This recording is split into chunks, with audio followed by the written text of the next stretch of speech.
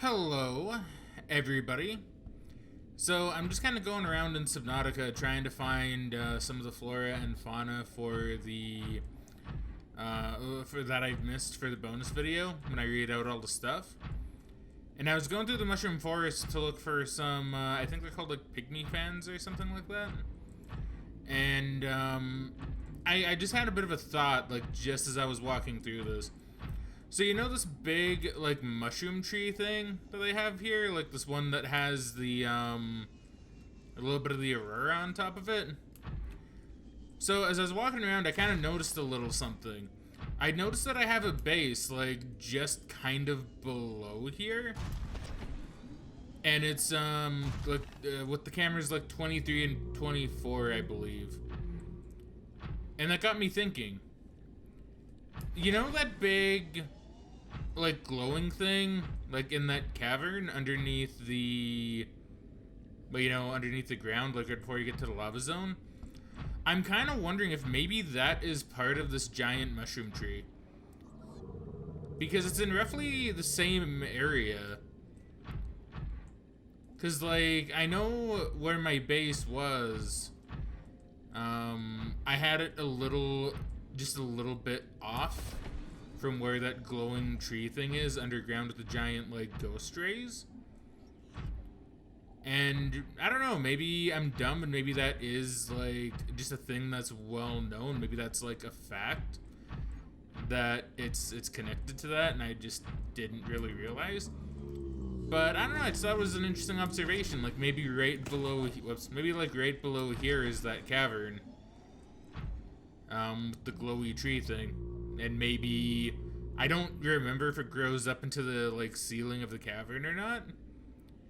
But if it does, then who knows, maybe that is a part of the mushroom tree here.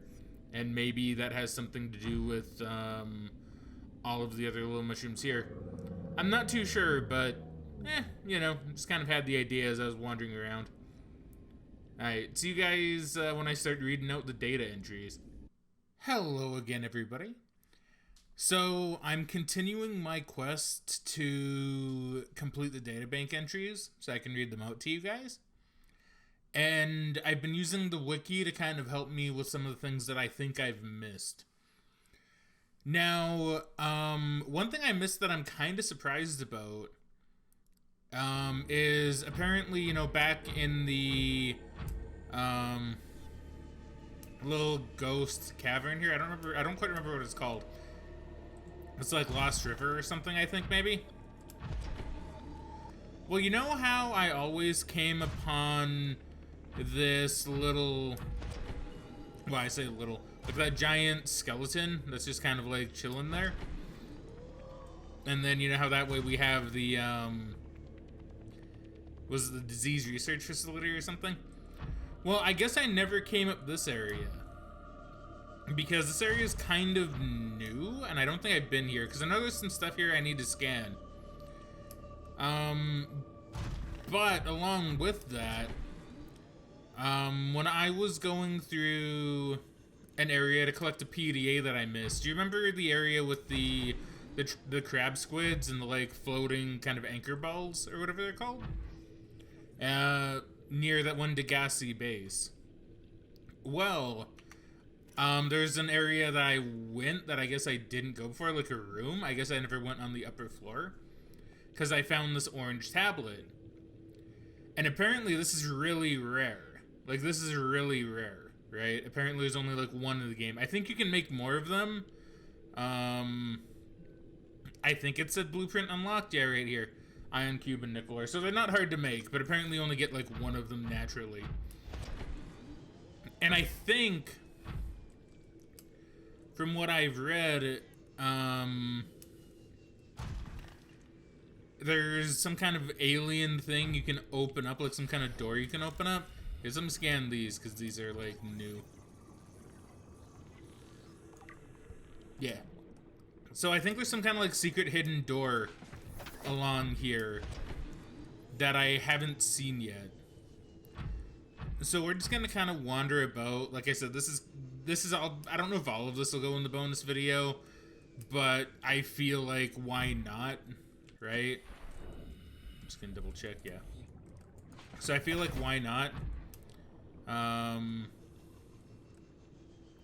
Maybe this will be just kind of like a little side thing, like in the bonus. See, the bonus was originally gonna be me just reading out all the databank entries, but now I'm stumbling across like some new things, and I'm like, oh, maybe I'll go ahead and, you know, throw this in, right? Like, this is a big ass skeleton. Holy shit.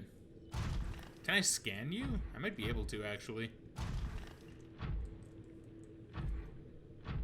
You know, not that far, like, away from where my rocket ship is. It's kind of weird, actually. I like how all this is right below me.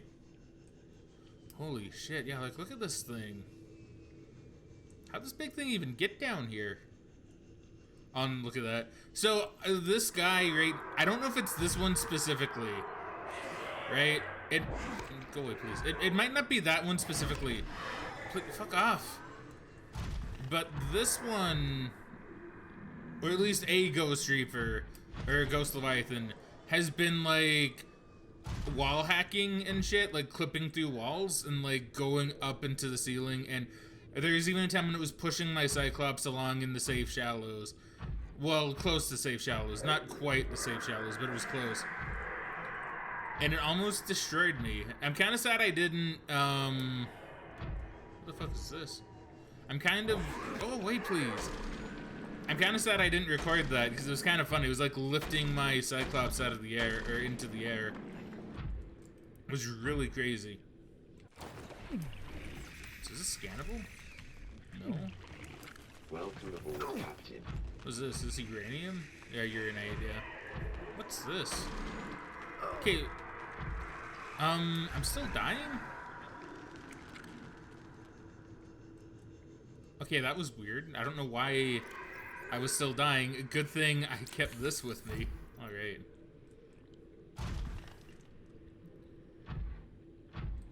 But yeah, I figured this would be pretty interesting. Yeah, I don't know what the hell this is. It looks important, but I guess it's not.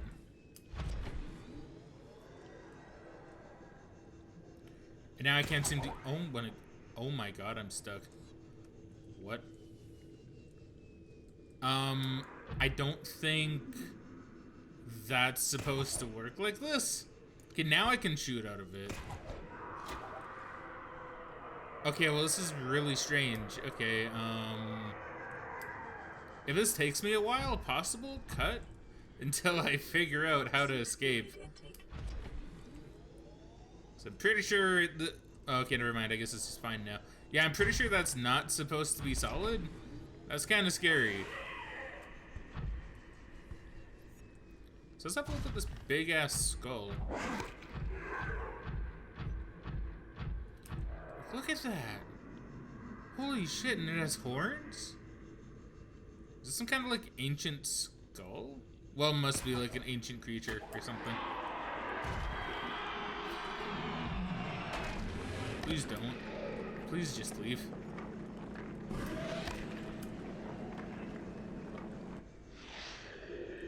If I could kill you, that would be amazing.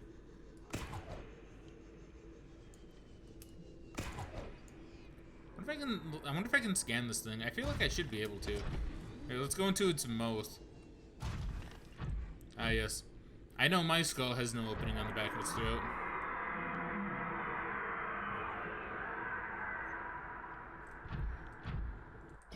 Okay. Can I scan you? I can. Skeletal remains. Okay, well, we'll learn all about that later when I read out every single... And I am going to read out every single database entry. Because I'm crazy and I kind of don't remember what I've read. Already. So, no, we're just going to wing it.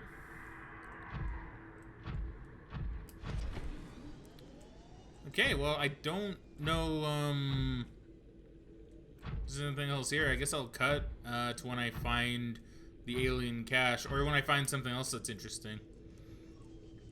So I suppose I will catch you guys in a little bit. Okay, so I didn't have to wander that far. I just went like a little bit farther into the cave and I stumbled across this giant skull, which I don't think I've seen yet. Seek fluid intake immediately. Okay, hold on. Let me have a quick sip. Vital signs stabilized. And I'm pretty sure I haven't seen this thing yet. Like, this looks huge. Look at it. I'm in this brain case.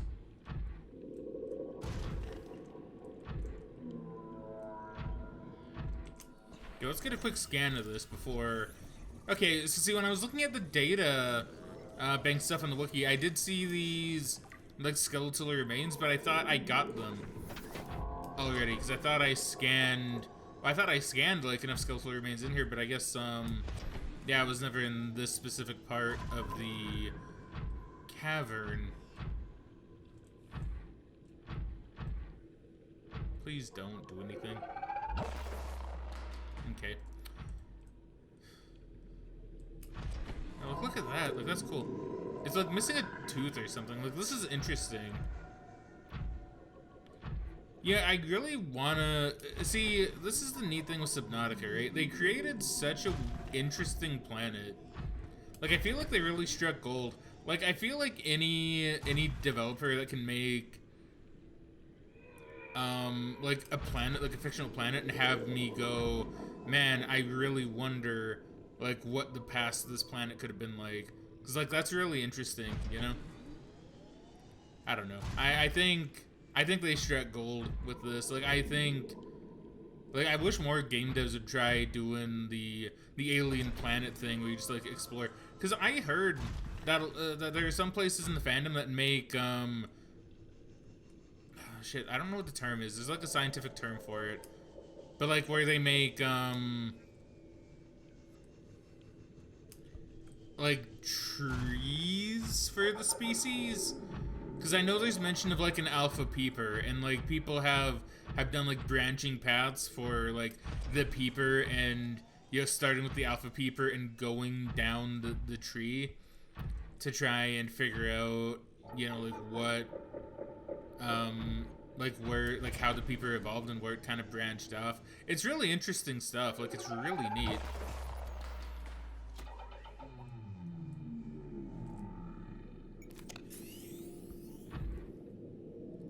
Like, it's really, really interesting stuff. And I feel like it shows the dedication. Please go away. Okay, I think this is probably what I use the orange tablet for. So I'm just gonna try and like scare this thing away.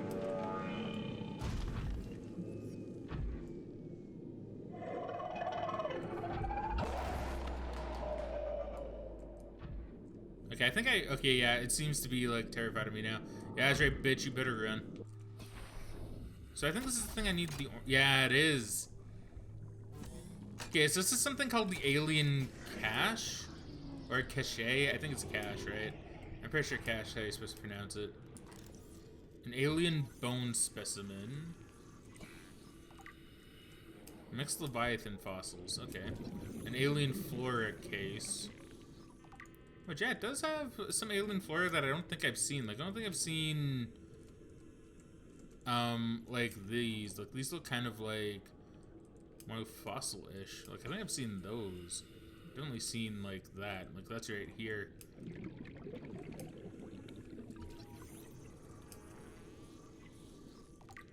Look, little cuttlefish egg. I found another one of these, actually. Ooh, an ion cubes. Yeah, so see, this is neat, right? What's this? Fauna reproductive data. Integrating new PDA data. Yeah, so I guess they've just been...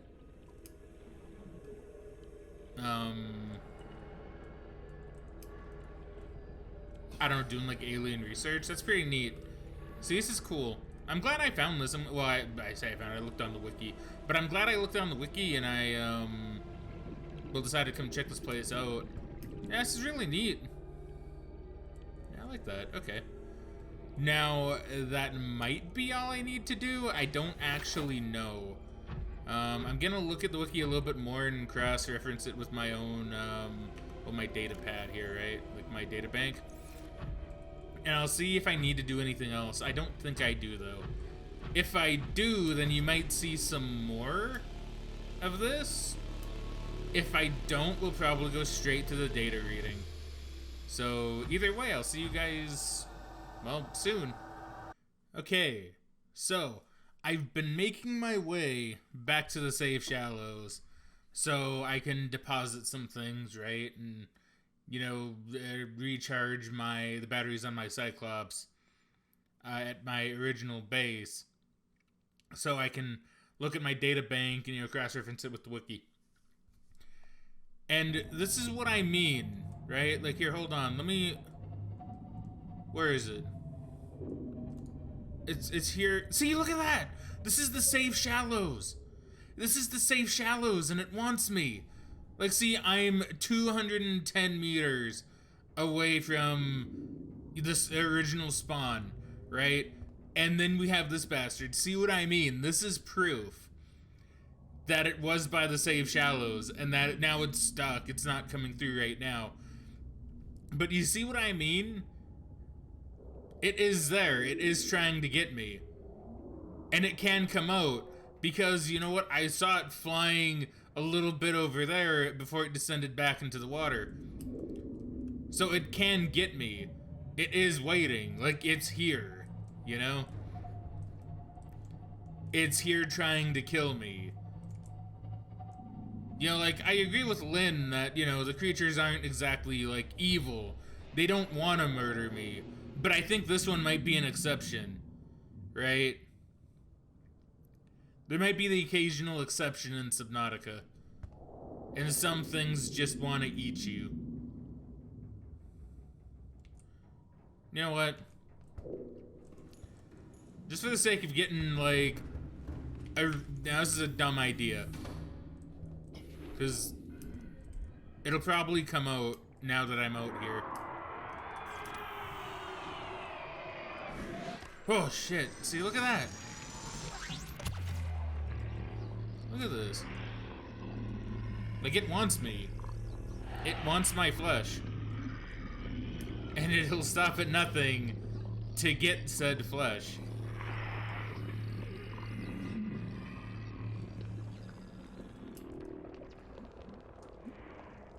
Okay, let's hope I can go back in here without being eaten. Alright, anyway, just wanted to show you guys that. Now, I'll get back to the data bank searching. Quick update. It's out now.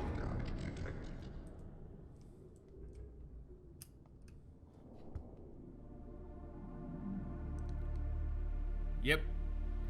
This is now my safe shallows, everybody.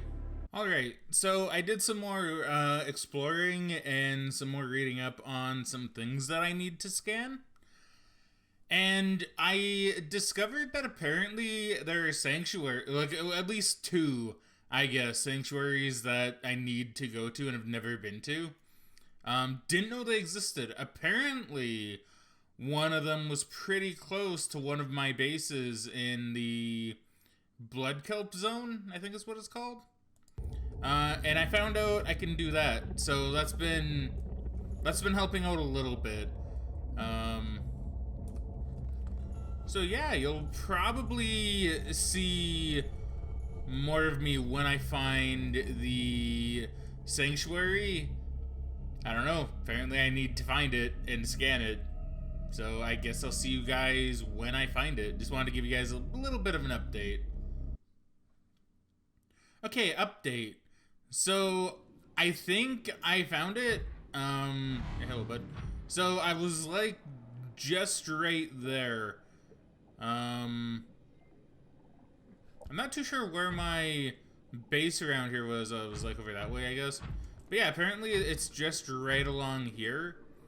If you want to see the coordinates, there it is. Oops, didn't mean to do that. Okay, so let's go on in here and see what we can find.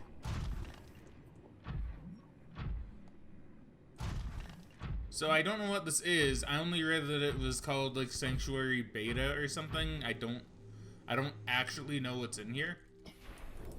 But I think even just finding it will update my data bank, I think.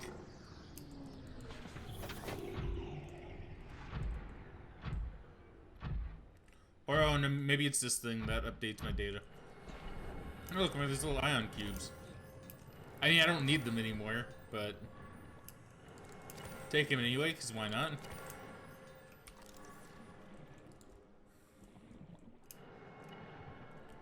Make sure there's nothing in here that needs scanning. Excuse me. Alien Sanctuary Beta. PDA data. Alright, well, you guys are gonna be reading that along with me a little bit later. Okay, I think I have a Sanctuary Base Alpha that I need to find now. So I guess I'll find you guys when I get closer. I will see you guys again when I get closer to that.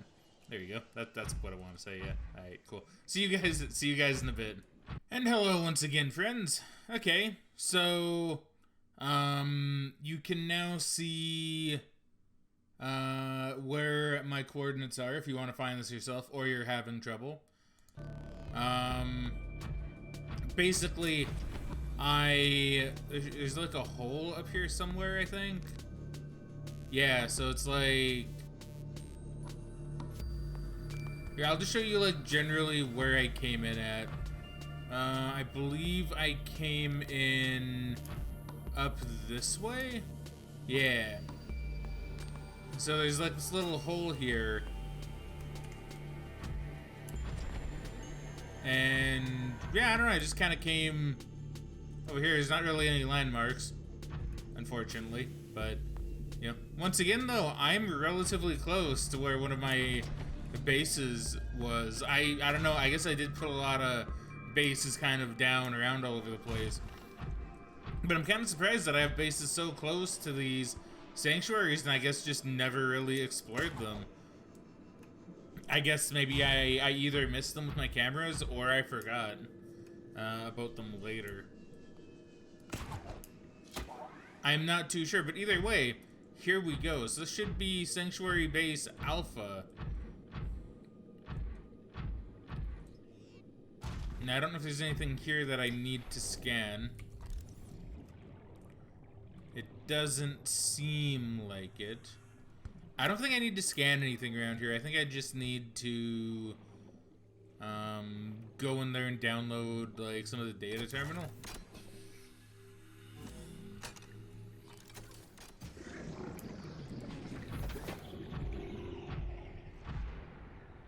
Okay, and more ion cubes. So let's gather these up really fast.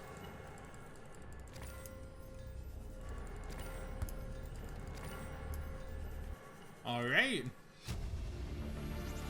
Not bad. Integrating new PDA data. Not bad, right? So, I don't know if there are any more locations I need to go to. I believe, I mean, I'm gonna check my data bank and like look at the data bank on the wiki and just see from there if I need anything else. Admittedly, I needed a lot more than I thought I did. But for now, I guess I'll have a look at that, and then if there's any other interesting location that I need to explore, you guys will probably see more of this. If not, then I'll probably just cut to me reading out the data bank entries. So if you don't see that straight away, I probably either found something else interesting or just something happened that I feel you guys would enjoy knowing about. Or, I don't know, maybe I just found something cool. I don't know. Anyway, I'll catch you guys once again in a little bit. Hey, so remember how I said I would start recording again if I found anything interesting? Well, I found one of the grown-up sea emperors. I'm gonna go and just see if I can have a look at it. I don't know what else is around, if anything.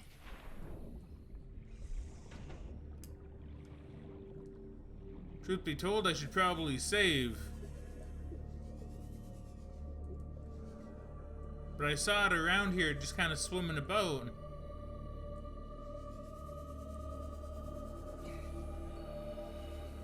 There it is. Hey, you.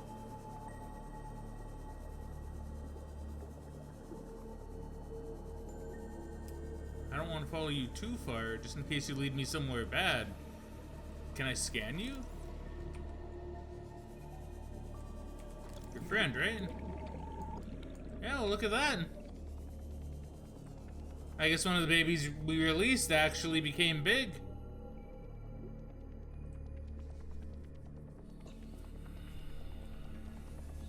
Well, that's pretty cool. I like that. That's really neat.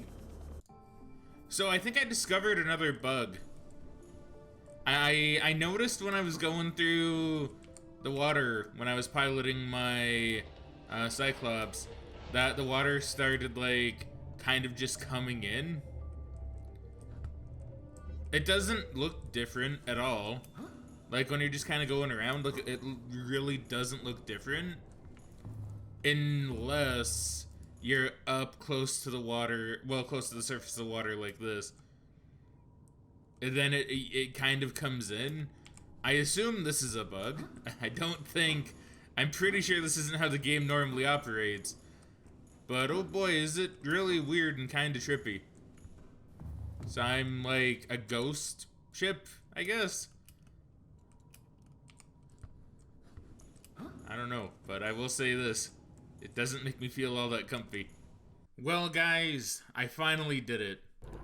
I finally managed to, as far as I'm aware, get every single databank entry. It's taken a bit longer than expected, I'm not gonna lie. Which means it's gonna be a lot of reading for me.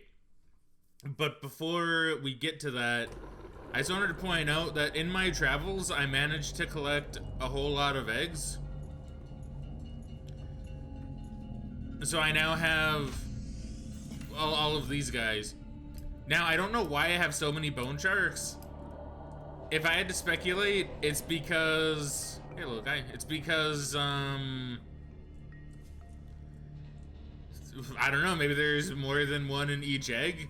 Because I only put, like, maybe 1 or 2 of their eggs in here, and they kind of exploded into a bunch. I guess that would make sense, I guess. I don't know. But, yeah, so I have a lot of little baby bone sharks, and much like what we did with the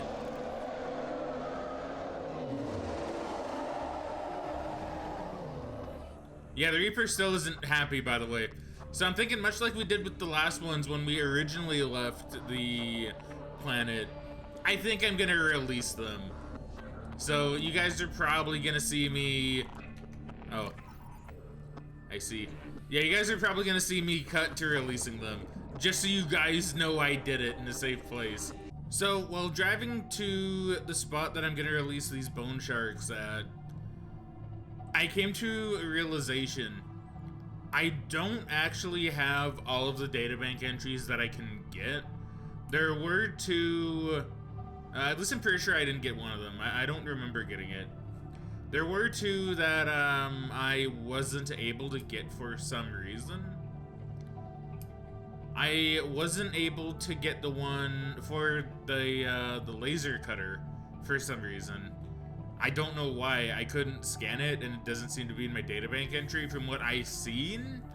Now, maybe it is in there and I missed it, but I'm pretty sure I didn't see it, and I don't know how I didn't get it, and I made a new one and I was unable to scan it. So that one I'll probably just read off of the databank website that I was using, the wiki.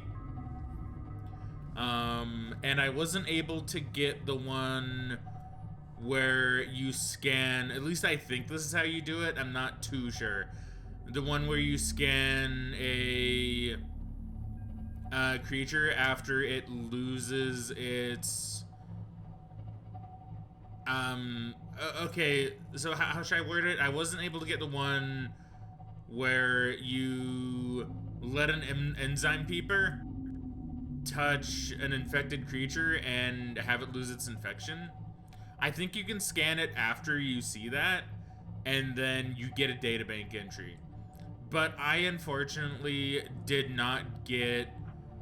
I was not able to do that. I found an infected creature. I even grabbed an enzyme peeper, and I let it go close and touch the creature, but for some reason, maybe I was just really unlucky, but for some reason, no matter what I did, it didn't seem to want to get uninfected. So that's another one I'll probably read off the wiki instead. Which is fine. I'll just have to remember to do those two.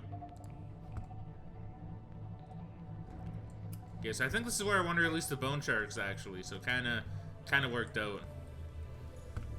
Now these guys might bite me. I'm not too sure.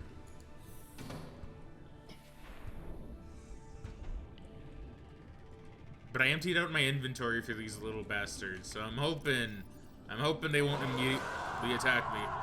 Whoops. Now look at them. Now they're free. Free to terrorize the local population. Okay, I'm gonna go back for the next batch now. So you'll probably see me cut back right about... Well, cut back here. Shit, I fucked up. Okay, you'll probably see me cut back here, releasing more right about now. Alright, now let's release you guys. Oh, cool, that's the sound it makes. That's pretty dope, actually. That's pretty neat. Ow. Okay, that's to be expected, I guess. Please leave your brother alone.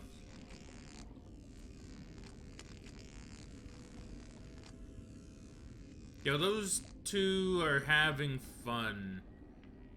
They're just playing. Then we have you and you. Please don't nip me. Okay, you're not nipping me, but you're nipping my equipment. See, and this time I was smart, because I kept two more in the backpack.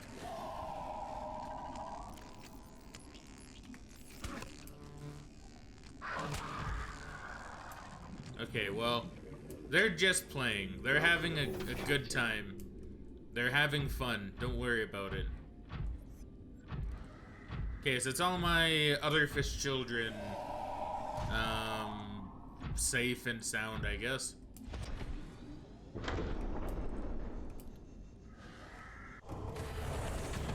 Now, we're gonna take the cuttlefish and we're gonna put him in a slightly different spot.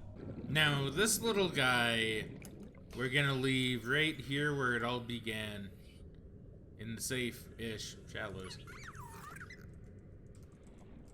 Look at him. High five, little guy. Oh, you got a treat! Look at that. He's so happy. Dude, I love this little cuttlefish. Farewell, little guy. Farewell. I'm gonna miss you.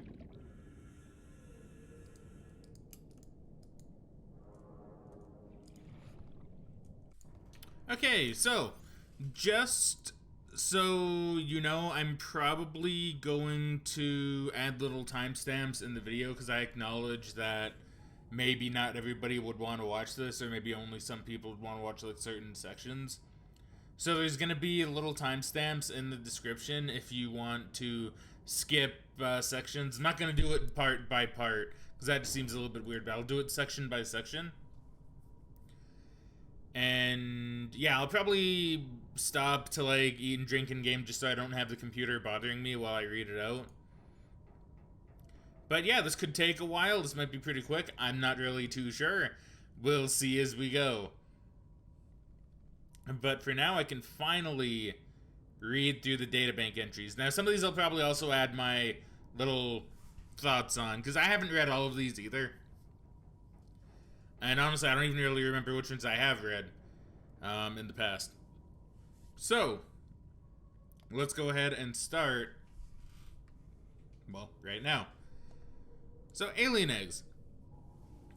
Evidence suggests that a substantial number, if not all of the local species, are produced through egg laying. Eggs can be found resting on the seafloor, buried beneath detritus, or even wedged into cracks in the rock. Different species likely favor different biomes as their nesting grounds. Eggs discovered in the wild are in some form of natural stasis, likely awaiting ideal conditions in which to hatch, or the delivery of some vital enzyme which will kickstart the process. It is impossible to calculate the species of the egg from the exterior. However, it may be possible to stimulate a hatching response if an egg is relocated to a suitable alien containment unit. So I kind of wonder if this thing about vital enzymes, wonder if that's a little hint to, a little something later, right? Bacterial infection report. Oh boy, I remember when we got this. You have been, which was ages ago, might I add, at this point, you have been infected with previously unknown waterborne bacterium. It is currently multiplying in your bloodstream. Estimated incubation time, 2 weeks. Your immune system is currently combating the infection at low efficacy, I think. You may already be experiencing flu-like symptoms and skin irritation. These will likely be exacerbated as the bacterium takes hold. Your immediate priority should be abatement and eradication of the infection. Recommended steps: salvage further alien research data on a possible vaccine. Investigate the mechanisms which have enabled the indigenous ecosystem to inhibit the symptoms of the infection. Which brings us to our good old friend, the enzyme host peeper. A peeper specimen was observed emitting a faint fluorescent enzyme trail and engaging in unusual behavioral patterns. Peeper is actively approaching other creatures, including predators. The specimen is host to a bacterial infection, however the infection is currently dormant. Peeper's stomach cavity contains an unknown enzyme of foreign origin. Chemical analysis of enzyme. Bears some superficial similarity to the stomach enzymes of larger predators. Contact with the enzyme appears to inhibit the symptoms of the bacterial infection. Complex structure renders synthesis impossible. Assessment. Recommended further research into enzyme origin. Enzyme host peepers leaving the containment facility. The outflow pipes are filled with peepers traveling back towards the surface. Specimens show no symptoms of infection. All specimens scanned are carrying enzyme 42, which data suggests inhibits the bacterium. Specimens' stomach cavities are otherwise empty, suggesting they may have purged the contents before entering the pipes. Assessment. If peepers have evolved to distribute the enzyme via the pipe network, this may explain part of the mechanism by which life on 4546b has survived since the bacterial outbreak. Hatching enzymes. The Emperor specimen's eggs are attached to some form of incubator. In a normal life cycle, it seems likely that sea emperors would have buried their eggs in shallower waters, where different organic materials in the soil would have triggered a hatching response. The incubator suggests the aliens had resorted to developing artificial hatching enzymes which would simulate the egg's natural hatching environment, but were unable to discover the formula. With intensive information on the sea emperors themselves, it may still be possible to fabricate an artificial hatching enzyme using indigenous ingredients. However, the only surviving source of that information may be the sea emperor itself. Hatching enzyme's old. Static. Just like static now. I guess because we don't need to know that information anymore. Maybe. Maybe? I'm not too sure. I don't remember what that could have been. Probably nothing super important. Peepers entering the containment facility. The pipes drawing water into the containment facility are filled with peepers arriving from the surface. The fish show no signs of distress. The specimens scanned have all consumed high quantities of seeds and organic matter from the surface. Some specimens are beginning to show signs of infection. Peepers inside containment facility. Peepers inside the containment facility... Oh, wait. I was reading that part like it was part of the actual thing. Okay. While all other creatures encountered within the facility are isolated within it, peepers appear to be coming and going of their own accord via the alien pipe network. On arrival, peepers are approaching the Sea Emperor. Peepers exhibit a natural affinity for the stomach enzymes being expelled by the Emperor. Peepers which have come into contact with the enzyme are returning to the pipe network. Ray species on 4546b. Different species of ray indigenous to 4546b, each adapted to different environments. The specimens are 99.99% genetically identical to those encountered on the planet today, suggesting that rays in particular have undergone little evolutionary mutation in the past millennium. Ghost rays, jelly rays, crimson rays, and rabbit rays likely all share a common evolutionary ancestor, the alpha ray. The alpha ray would have evolved deep in the ocean trenches, quickly growing in line with available food supplies. It would have most resembled the ghost ray in size and appearance, with translucent skin for camouflage and forward-mounted eyes for hunting. A fast and fearsome stalker of small creatures in the dark. While some rays have stayed within the limits of the cave systems where they first evolved, others are relatively more recent adaptations to new environments, likely the results of overpopulation. All of the rays on 4546b have given up predation in favor of herbivorous scavenging, and use poisonous flesh to protect themselves. The sea dragon egg. This large egg held in a hermetically sealed environment and has been, or this large egg is held in a hermetically sealed environment and has been chemically sterilized. Without the means at the facility to house a fully grown sea dragon specimen, it is possible the alien sought to study instead the egg laying and incubation process. To what end is unclear. I assume trying to get the enzymes out of maybe a sea dragon instead. Sea Emperor egg casing. The shell casing is formed from thick layers of carbon composite, suggesting an extensive gestation period. This Leviathan species may give birth just once per century, perhaps just once in their lifetimes. Shell casing incisions. Precise incisions suggest a laser-based tool is used to cut open the egg casing and forcibly remove the fetus inside, prior to full gestation. Analysis. Time pressure to develop a bacterial vaccine may have driven the alien researchers to cut open this egg and remove the fetus for study.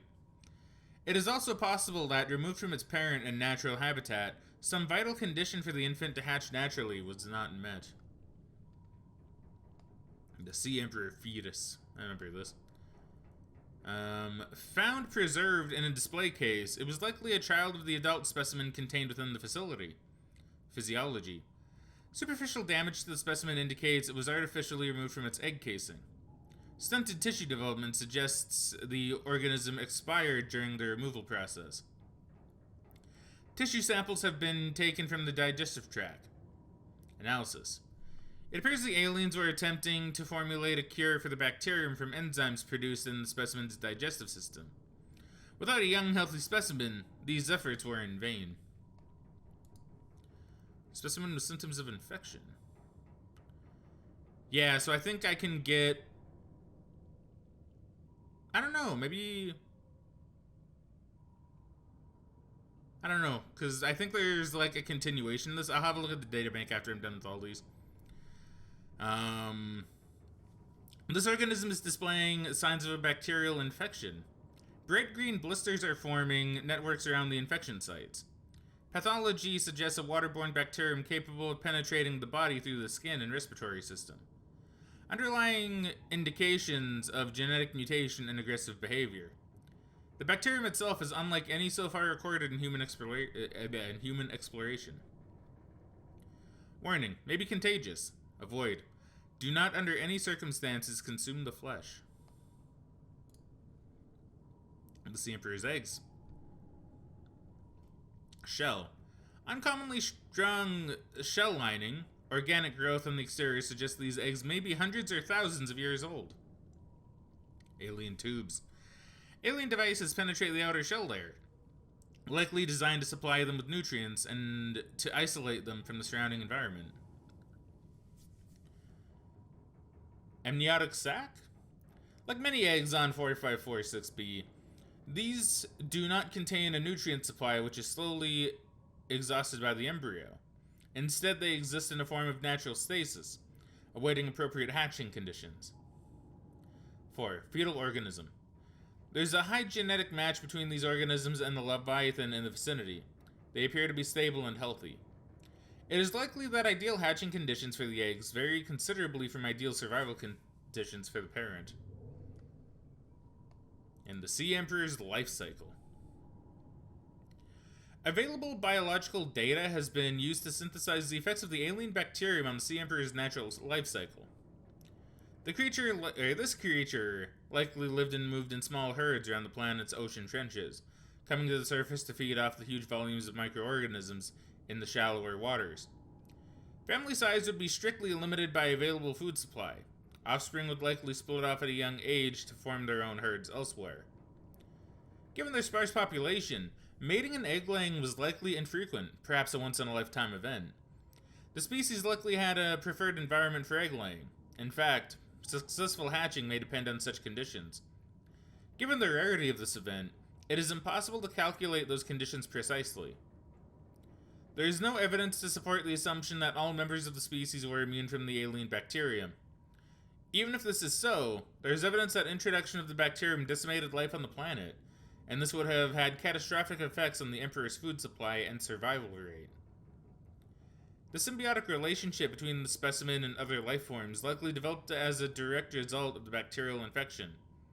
Those life forms which learned to keep the Emperor alive survived with its help. This may explain the vast tracts of lifeless ocean and a rough perimeter around the Emperor's location. Perimeter, not parameter. I believe those are different. Okay, so I will just have a quick look, and if there is something that I missed that's not on here, I will add it to the end. Otherwise, we'll just probably skip straight to the blueprints. Okay, so there is one that I didn't miss, and it is the one I'm thinking of. So you need to scan a creature that's been recently cured by an enzyme host peeper. I was unable to get that because, as I was saying a little bit earlier, for some reason they weren't cured, or they didn't want to be. Maybe I was just unlucky. I'm not too sure, but I did try. I really did try to cure them, but I couldn't get this databank entry, unfortunately. So I might put a screenshot of what it says on screen, like on the database, like on the wiki. I might just throw it up on screen. I'm not really too sure.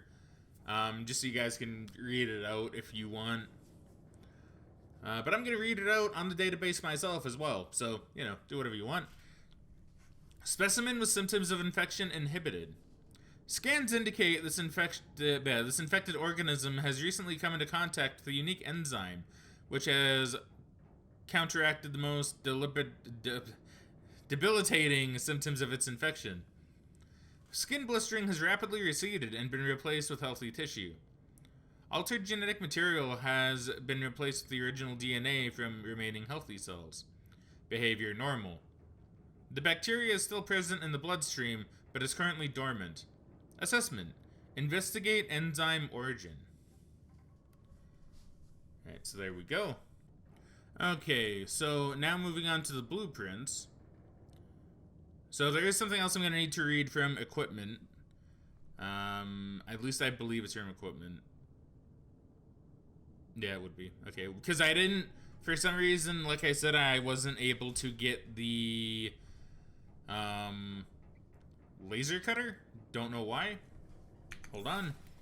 I also appear to be moving, and I don't want to go through the floor here.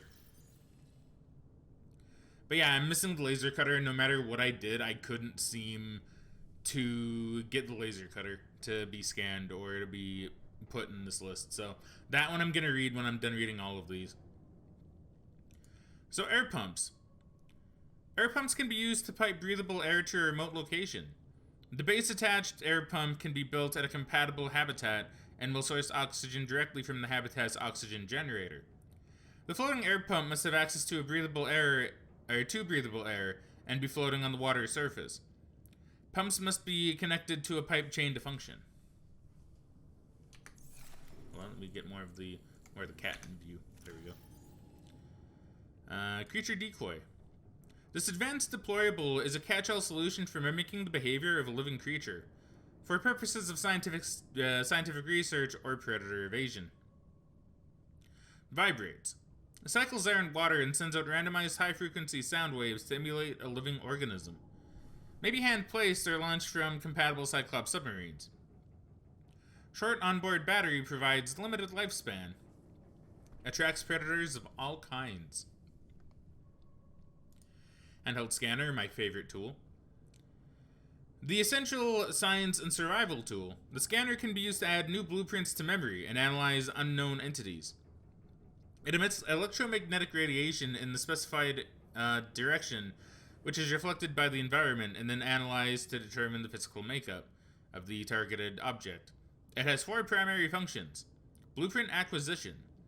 Record the physical parameters of scan technologies to add their blueprints to the PDA databank. These blueprints may then be constructed at the appropriate fabricator. The scanner is also equipped to break down damaged and otherwise useless devices into their base metals for salvage purposes. Organism analysis. The scanner will attempt to match scanned organisms against the onboard database.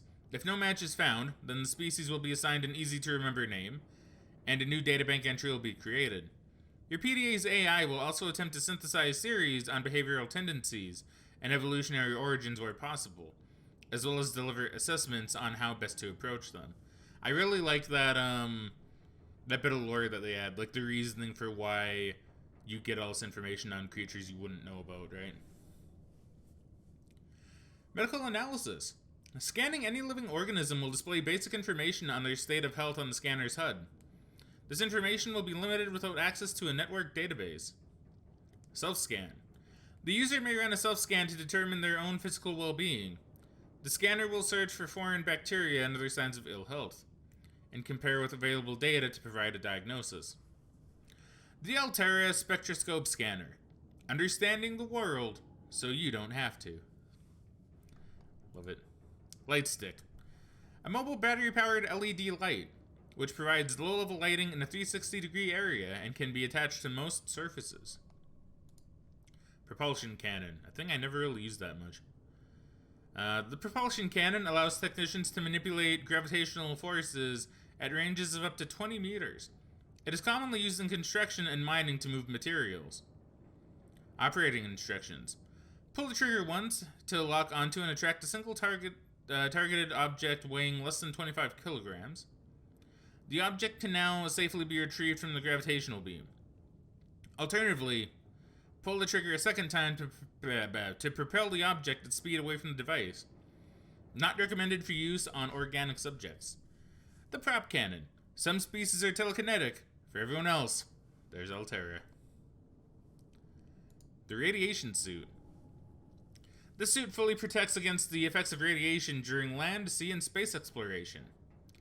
Safety rated up to 400 SV an hour, excuse me, it's not a C, it's an S. Cross-compatible with all AEP suit functionality. Sleek. aka the best thing, the thing you'd want it for. The radiation suit. A necessary precaution in a post-MAD world. Well, post-MAD world, I guess. Reinforced dive suit. This suit is reinforced with synthetic fibers to reduce incoming physical and thermal damage. Shock absorption reduces physical impact velocity by approximately 50%. Rated for temperatures up to 70 degrees. Disclaimer. You are not invulnerable when wearing the suit. The reinforced dive suit. Why take chances when you can take Altera? The repair tool. The repair tool can be targeted at any common device, control panels, habitat modules, radios, etc., to stitch wires and seams back together at the atomic level. All good technicians keep one of these under their pillow. Most people don't care why it works, just that it saved their life that one time.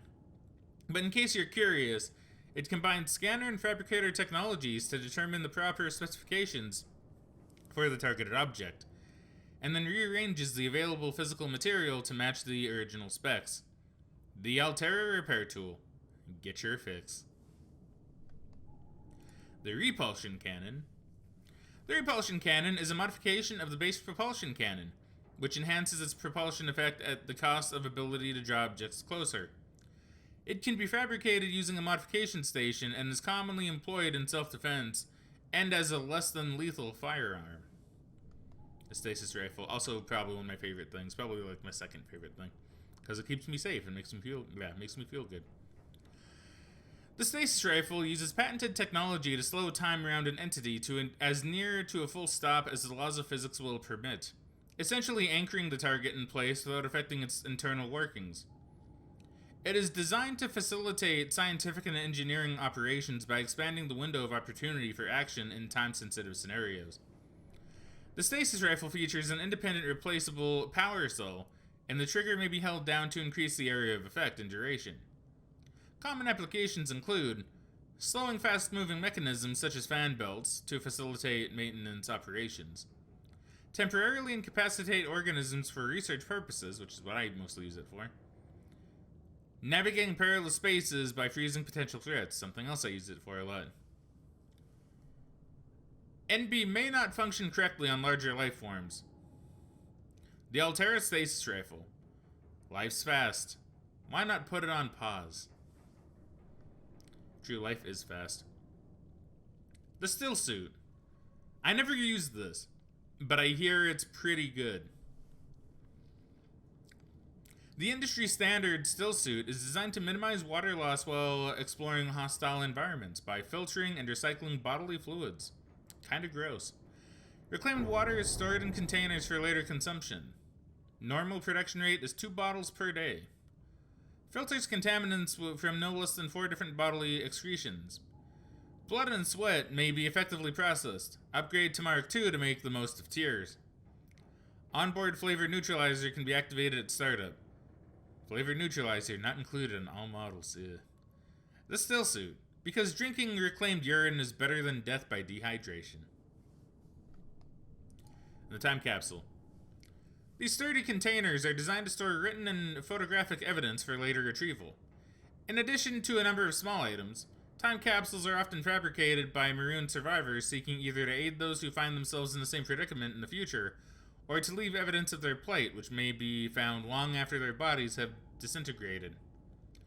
Most emergency escape vehicles are equipped with a time capsule by default, usually found in the cockpit, and be jettisoned on takeoff. Altera requests time capsules be stocked with tools and resources, which will aid those who may discover them in the future. And now we have the one that I wasn't able to get for some odd reason, the laser cutter. The ultra-high frequency laser cutter is tuned specifically to cut through titanium and plus steel based materials at a thickness of up to 10 centimeters. This makes it an essential tool for construction, salvage, and rescue operations, but ineffective on natural obstacles. The Altera laser cutter. Who called the locksmith? Okay, I now appear to be sinking. And by that I mean I think that glitch happened again. That should be okay though. I don't think it'll be too much of an issue unless the water starts to let go over my head, but you know, besides the point, right? So let's see. So we're moving on to habitat installations. Alien containment. Despite huge Altera-led advancements in stellar technology, exploring new worlds still has its challenges, and alien life forms are one of them. That's why we built the Alien Containment Unit. The unit is designed primarily to breed larger or more dangerous species. Technical provisions. Units must be installed in multipurpose room modules. Units may be connected between rooms stacked in a column. A hatch must be installed in order to access the unit. The base of the unit is a planter, allowing seafloor to be grown from seeds. Breeding tips. Provided sufficient time and living space, organisms of the same species should mate and reproduce. Eggs inside the unit will hatch over time. Organisms raised from birth and captivity often exhibit unusually passive behavior. Warnings. Environmental controls may fail if the unit is overpopulated. Infections may be transmitted faster between specimens in artificial environments. Never tap the glass. You don't know what will tap back or how hard.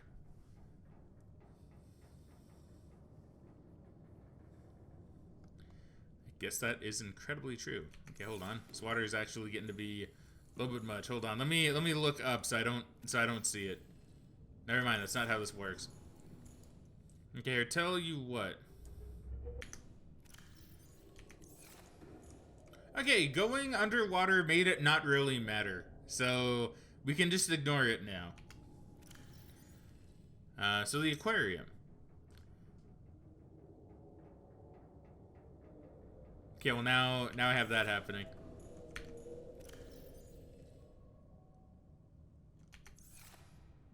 You know what? I don't know what this is all about.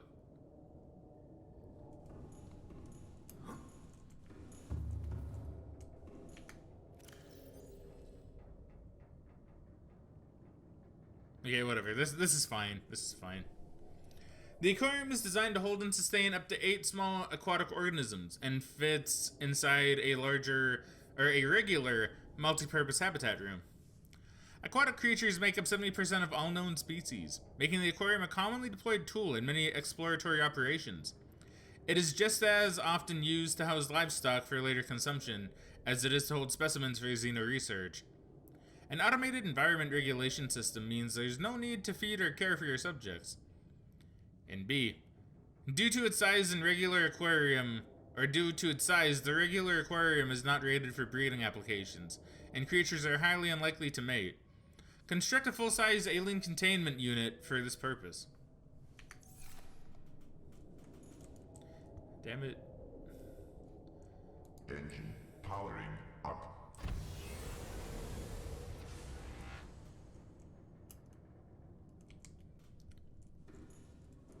Okay. We're good now.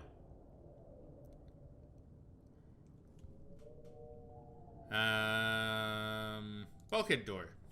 The bulkhead door is designed to separate compartments while reinforcing structural integrity with its solid titanium frame. The door can be opened and closed to seal off compartments in the event of fire or flooding or simply for privacy. The exterior grow bed. Advanced synthetic soils allow this grow bed to support a huge variety and quantity of alien plant life, and it can be installed anywhere on land or underwater where there is space. The fabricator. Fabrication technology is the power to rearrange matter at the atomic level. It was the catalyst behind the Great Expansion and remains the backbone of the modern world. Fabricators come in all shapes and sizes, but the most common are small enough to be wall-mounted and are used for everything from constructing everyday implements to cooking dinner.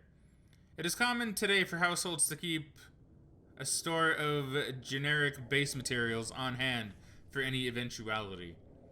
Okay, you know what? The water's starting to bother me. It keeps on coming back, so hold on. I'm gonna move to a different area. Give me 1 moment. Give me just 1 moment. Okay, shouldn't be as much of a problem now. Now we can actually continue. Sorry about that, guys. Floodlight. The standard issue floodlight is designed to focus a bright beam of light in a single direction. Useful in all kinds of industrial and emergency operations. Functions in all known environments. The Habitat Builder. The Altera handheld habitat builder has been an essential tool of xenoscientists, colonists, and emergency relief crews across 11 different transgovs for more than 50 years. Habitat modules are hermetically sealed from the outside environment. Built on land, underwater, or in a vacuum. Habitats can be enhanced to become long-term homes, remote research stations, or defensive outposts, and more. Quick Start Guide. Select the basic compartment from the builder menu and place it somewhere opportune. Add a hatch to access the compartment. Build a solar panel to power the habitat's oxygen generator. Construct useful interior modules like radios, rechargers, and storage solutions. Primary habitat systems like oxygen generation and flood control, as well as modules like the fabricator, draw power and will not function without it. Additional compartments reduce overall hull integrity, depending on the external pressure. Quick build habitats. A home far, far away from home. The interior grow bed. Designed for use exclusively inside regulated habitat modules. Let me retry that. Designed for use exclusively inside regulated habitat modules. The interior grow bed is more compact than the outdoor version, and features a hydroponic nutrient delivery system. Modification station. Where the standard fabricator atomically rearranges raw materials to form complex devices, the mod station is able to combine complex devices to enhance their function. Most industrial vessels are fitted with a complement of equipment modification stations, which enable engineers to adapt their tools on the fly. To conserve hard drive space, the modification station is excluded by default from most personal emergency blueprint libraries. However, extreme environments such as ocean and desert-class planets may necessitate the adaptation of basic survival tools for unanticipated applications. For this reason, access to a mod station is always recommended. The moon pool, the thing that took me forever to find. The moon pool is an essential module for long-term exploration. Its primary function is as a dry dock for small vehicles such as the Seamoth and Prawn Suit. The large central chamber contains a pressurized pool which provides ready access to the surrounding waters, and comes as standard with equipment for raising and recharging a vehicle. When outfitted with a vehicle modification station, the moon pool can be used to build and equip vehicle upgrades. The dimensions, connection points, habitat host strength, blah blah blah. Don't really need to read this out, I don't think, right? You guys can read that out if you want, though. Planters and pots. Interior planters come in a variety of configurations and allow for most plant species to be grown in small numbers for decorative or botanical use. Scanner room, one of my favorite rooms. This advanced habitat module can transform a small outpost into a burgeoning science and exploration station. A 3D display in the center of the room stores local topographical data. System can scan for and pinpoint particular materials. Remotely controlled drones scan the area up to 500 meters in range. Wall-mounted camera feed allows for live control of scouting drones. Upgrade console may be used to enhance the module's functions. Solar panel. Solar panel is the most prevalent power source in the galaxy. Solar power. Did I say that right? Did I say solar power or solar panel? Solar power is the most prevalent power source in the galaxy. And so it is no accident that the standard solar panel is the default means of powering a habitat. A power source is a requirement of habitat oxygen generators and other onboard modules. Provides limited power for small outposts and survival habitats. May be mounted on or near the habitat itself, or placed remotely and controlled via power, or connected via power transmitters. Power rate relative to sunlight exposure. Which I guess means when the eclipse happens, yeah, okay, I never thought about that actually. Spotlight. A permanent lighting solution developed for installation on existing habitats and facilities. Automatically rotates up to 180-degree arc? I think it might be arc. Oh, anyway. Motion sensitive. Will track nearby moving objects. Draws electricity from main power. I never did put a spotlight on my base. Water filtration system. The filtration system draws water unfit for human consumption from an external source, automatically splits it into its constituent parts, and outputs consumable liquid water and salts, while disposing of any harmful byproducts. It can be built in any compatible habitat module, but has substantial power requirements. The Altera Water Filtration System. Any liquid into pure, refreshing, pH-balanced water? Yes, sir. Any liquid. Bioreactor. On planets where organic matter is plentiful but sunlight is not, a reliable bioreactor will frequently prove the most efficient power solution. May be installed in any multi-purpose habitat room. Chemically compost organic materials, converting them into energy over time. Accepts all plant matter, from seeds and spores to moldy fruits and vegetables. Can also process animal matter, fat, muscle, eggs, etc. And some organic waste products. So you could probably put like sea treader poo in that, I guess. That's probably what you're supposed to do with it. Energy production is proportionate to the calories in the organic matter. The bioreactor. Totally organic. Nuclear reactor. Renewable energy sources will usually be sufficient for maintaining a small outpost. For everything else, there's nuclear power. Powered by up to 4 replaceable uranium reactor rods. Do not attempt to replace reactor rods without a full radiation suit. Do not attempt to overclock the reactor. Nuclear is ideal for energy-intensive operations such as self-sufficient colonies supporting more than 20 people, industrial outposts operating multiple docks and heavy machinery, research stations housing live specimens. Thermal plant. The first rule of survival in hostile environments is to work with the resources available. If it's 800 degrees outside and you're in danger of burning to death at any moment, you may as well get some cheap, reliable energy out of it. Converts heat energy into electricity. Always take thermometer readings before attempting installation. Core mechanisms are housed in a heat-resistant chassis, but are not impervious to extreme temperatures. The thermal power plant. It's hot. Alright, on to vehicles. Okay, going on to vehicles, which there aren't that many. Sometimes I forget how few vehicles there actually are in this game. Let's see, we have Cyclops. The Cyclops is the most popular and reliable deep-sea submersible in the galaxy. By comparison to the competition, it can be crewed by just one pilot, hence the name.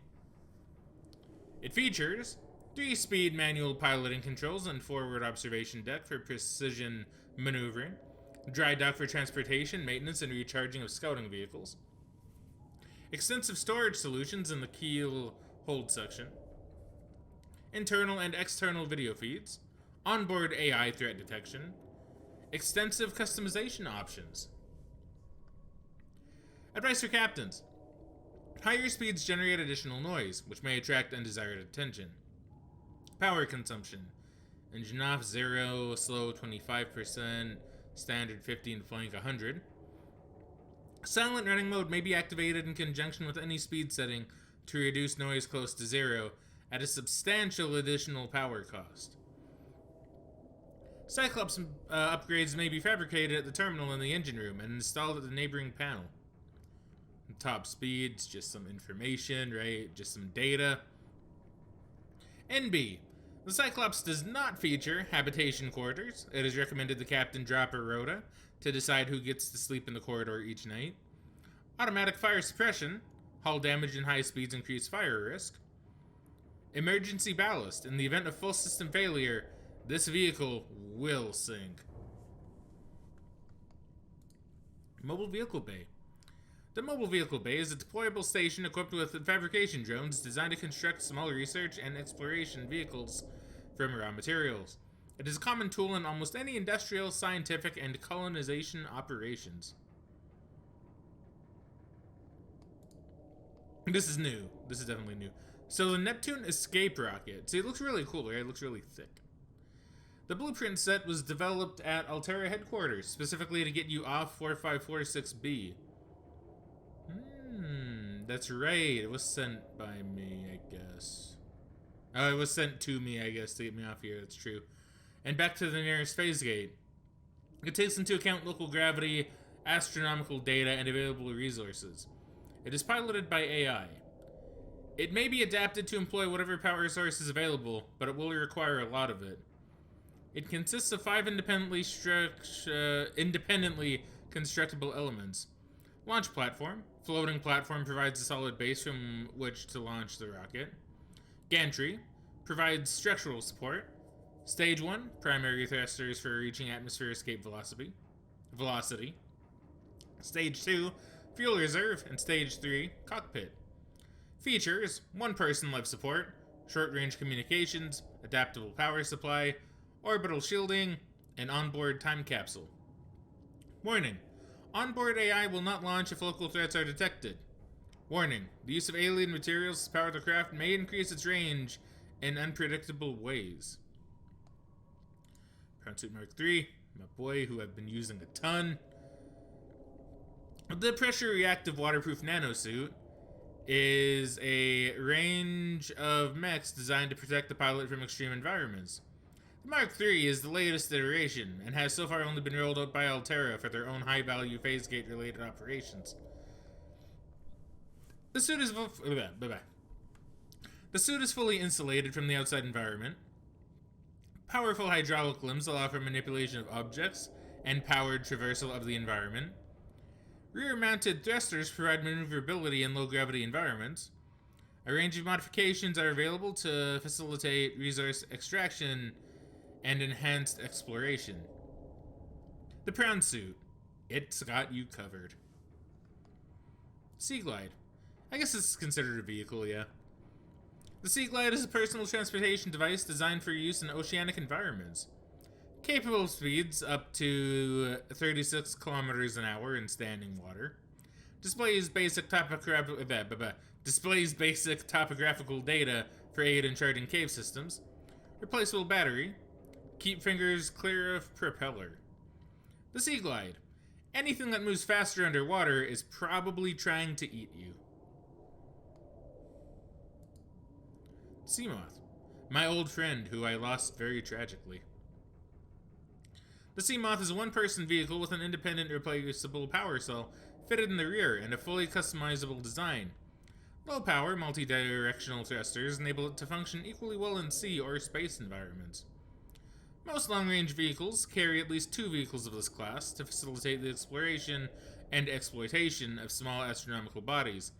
However, they can also be fabricated at a standard mobile vehicle bay. The specifications. Sea Moths may be modified by installing upgrade modules to the access points mounted on the wing. These include increased cargo space, superior power, pressure and collision compensation, enhanced sonar, defensive capabilities, and B. These modules may only be manufactured at a moon pool outfitted with a vehicle modification station. The Sea Moth. It goes anywhere but land. Vehicle Upgrade Console. This terminal allows vehicles to be customized with different naming and color schemes and upgrade modules. Must be installed in a compatible moon pool module. Upgrades may be constructed at the dedicated fabricator. Upgrades include additional defensive capabilities, scanning equipment, and storage. Alright, gonna move on to the data downloads now. Okay, so some of these I did get when I was looking for stuff. A couple of them I think I might have looked at just because I was kind of curious. So let's begin with alien building block, right? Of course, start from top. This rock-like object features organic as well as mechanical parts, and there's some genetic and technological crossover with the design of the self-warping constructs encountered elsewhere. It appears to serve no purpose in its current state and is awaiting some kind of activation sequence. Materials such as this may have been a fundamental building block of the aliens' technology, or even of the aliens themselves. The alien carving. This carving is hundreds of thousands of years old and made from an unrecognizable natural fiber grown on an unknown planet. It bears striking resemblance to the old Earth yin-yang symbol. 2 competing theories may explain the similarity. Aliens visited Earth prior to the 4th century BC and introduced the development of ancient Chinese philosophy. Or 2. The concept of yin and yang is universal. Since yin and yang describes the fundamental interdependency of seemingly opposite forces, it may be a necessary existential understanding in some form, and all sufficiently developed civilizations.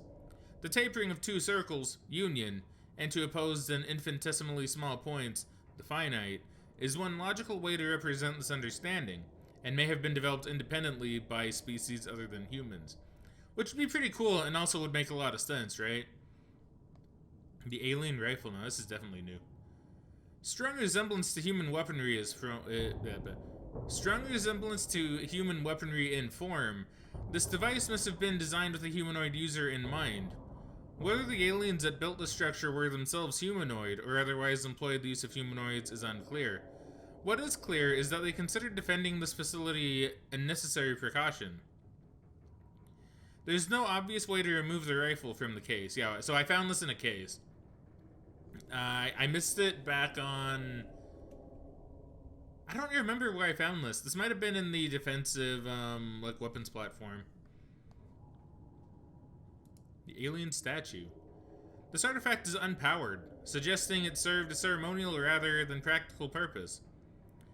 The pyramid resembles vines spiraling upwards towards the warm blue stone mounted above it.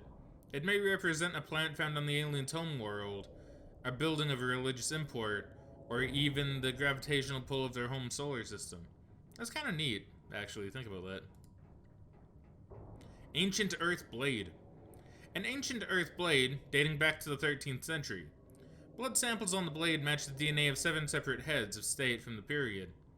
This evidence supports the theory that the aliens are an ancient spaceborne civilization engaged in the surreptitious study of less developed species. See, I do think it's interesting that they would have kept the blade. Right? Like, they must have considered it some sort of, if not importance, at least something really cool, right? Doomsday device. Scans indicate this device contains enough potential energy to destroy the entire planet, along with most of the solar system. Fortunately, it has malfunctioned.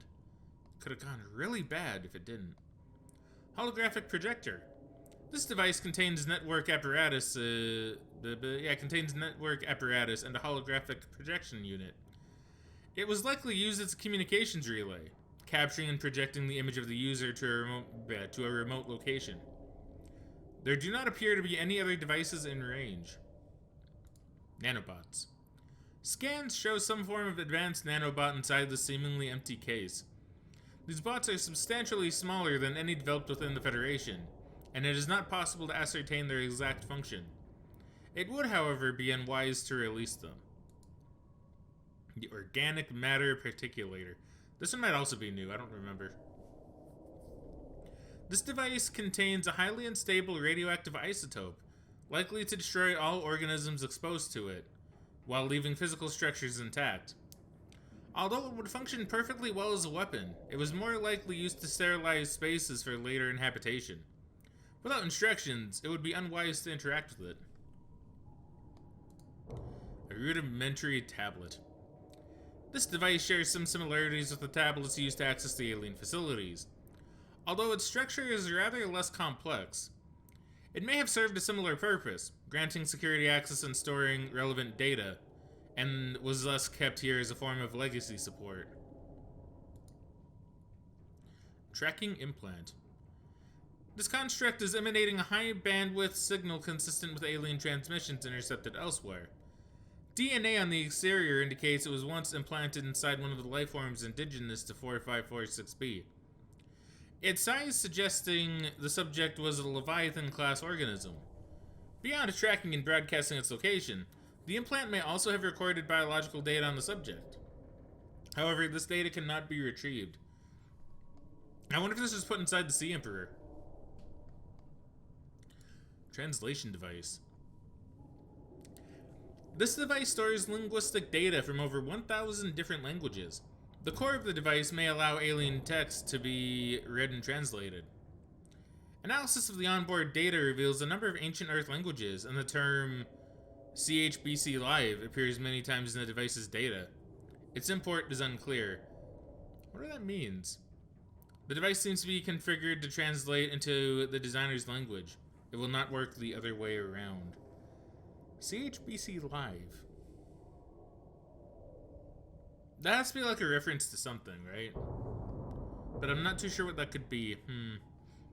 Okay, well, anyway, onwards to scan data. Okay, so I did a quick Google just to see, like, if that actually does mean anything. So, it says CHBC Live is an Easter egg. And it's apparently CHBC Live was a forum user who made Chinese translations since the farming update. He apparently died battling gastric cancer before the game was completed, so they added the Easter egg in his honor. I think that's pretty cool. It's something I wouldn't have known if I didn't Google it. Well, very unfortunate, but I'm glad they honored him in the game. That's really, really cool of them. Actually, I really like that. Okay, so scan data. Alien Arch. This structure's intended purpose is unclear. Theories on function. Ceremonial or religious role. Industrial applications. Advanced transportation network. Assessment. Further research required. Alien flora research. I don't remember where I found this. I think I found this, maybe in one of the hidden things? I don't remember. Like one of the caches? Local plants being held in stasis. The aliens evidently sought an extensive knowledge of the planet's ecosystem. which would have been necessary to support any live specimen research. The alien robot. Look at that little guy. This device is of alien origin, though its design is relatively simple. Purpose. Its low threat level is at odds with the advanced technology apparently available to its designers, suggesting it was intended more to patrol alien facilities and repair damaged infrastructure than to deter invaders. Design. Despite its simple design, this construction is quite elegant in its minimalism. 4 electromagnetic legs allow it to traverse floors, walls, and ceilings with reasonable speed, and appear to be replaceable. Internally, there are few moving parts, rendering this construct energy efficient and resistant to wear over time. A rechargeable ion-based power reserve ensures it continues to operate. Assessment.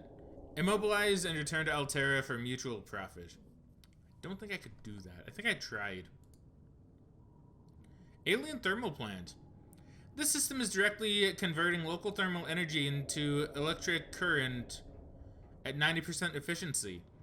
Most of this energy is being stored in a battery-like device, or in the battery-like devices within the planet itself.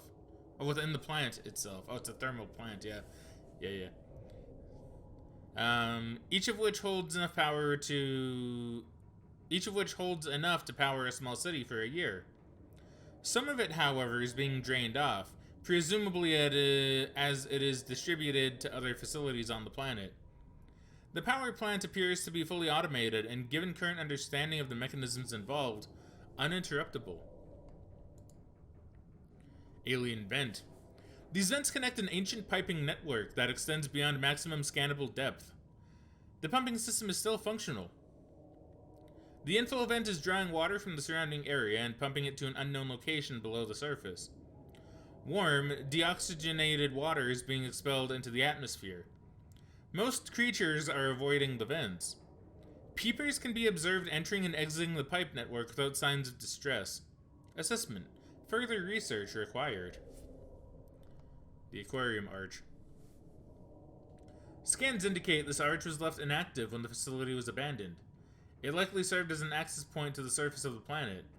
It is much too small for the Emperor to pass through, but would accommodate smaller life forms. So yeah, this is the arch in the Sea Emperor's tank, I guess. Now, this one was also in the tank. This one I had to kind of look for a little bit. It's just like, yeah, an access point in the pipe. I wouldn't have thought to scan it if I didn't look at the databank on the wiki. An access point to the alien piping system transporting water to and from the containment facility. Peepers are using the pipe network to travel to and from the surface. Blue tablet. Smooth and cold, with a blue light which illuminates an alien symbol resembling an uppercase H, excuse me, it's not an upperclass H. While it is likely these devices served in part as security clearance for whoever constructed them, their size suggests some additional purpose, such as personal computers. Whatever the case, the technology is far beyond humanity's own. Damaged anchor cable, and this is in the...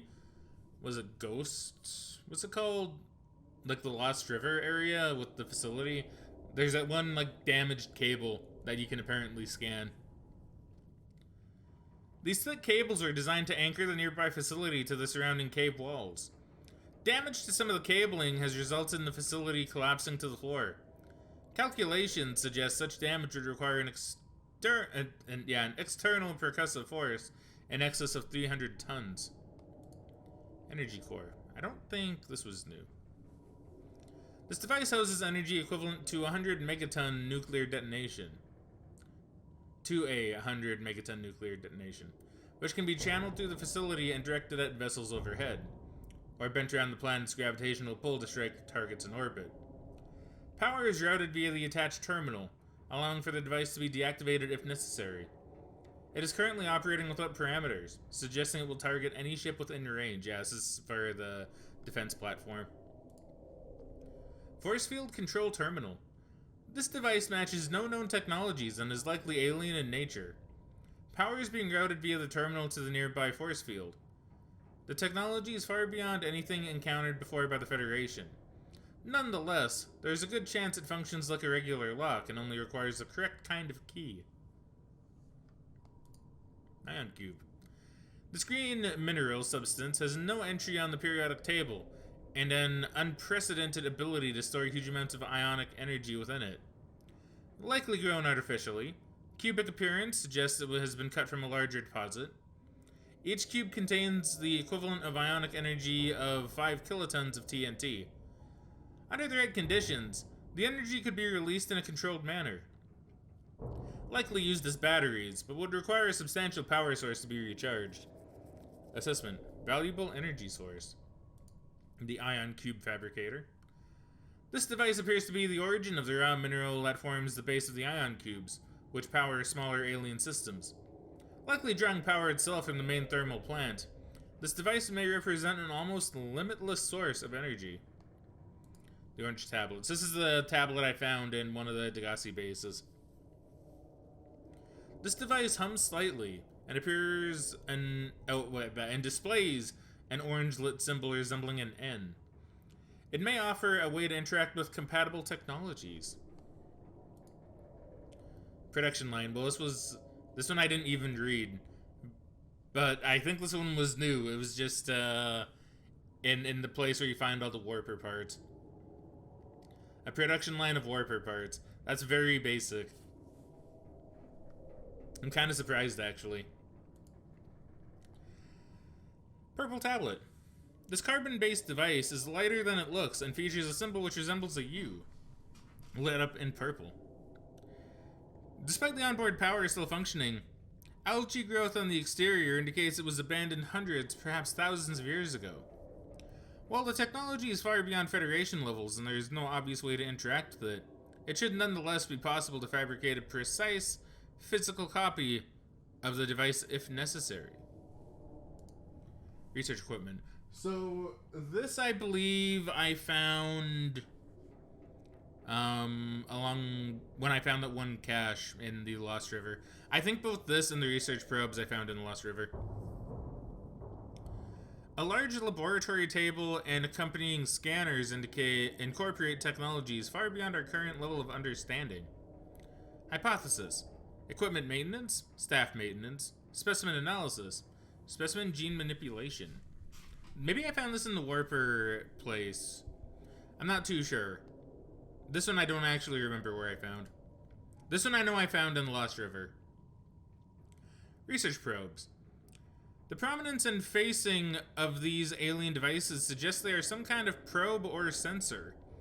Their subject would seem to be the vast skeleton in the center of the cavern. The attached cable network may lead to a remote power station or data hub. Assessment. Investigate. Self-warping quarantine enforcer unit. Now this we've seen numerous times.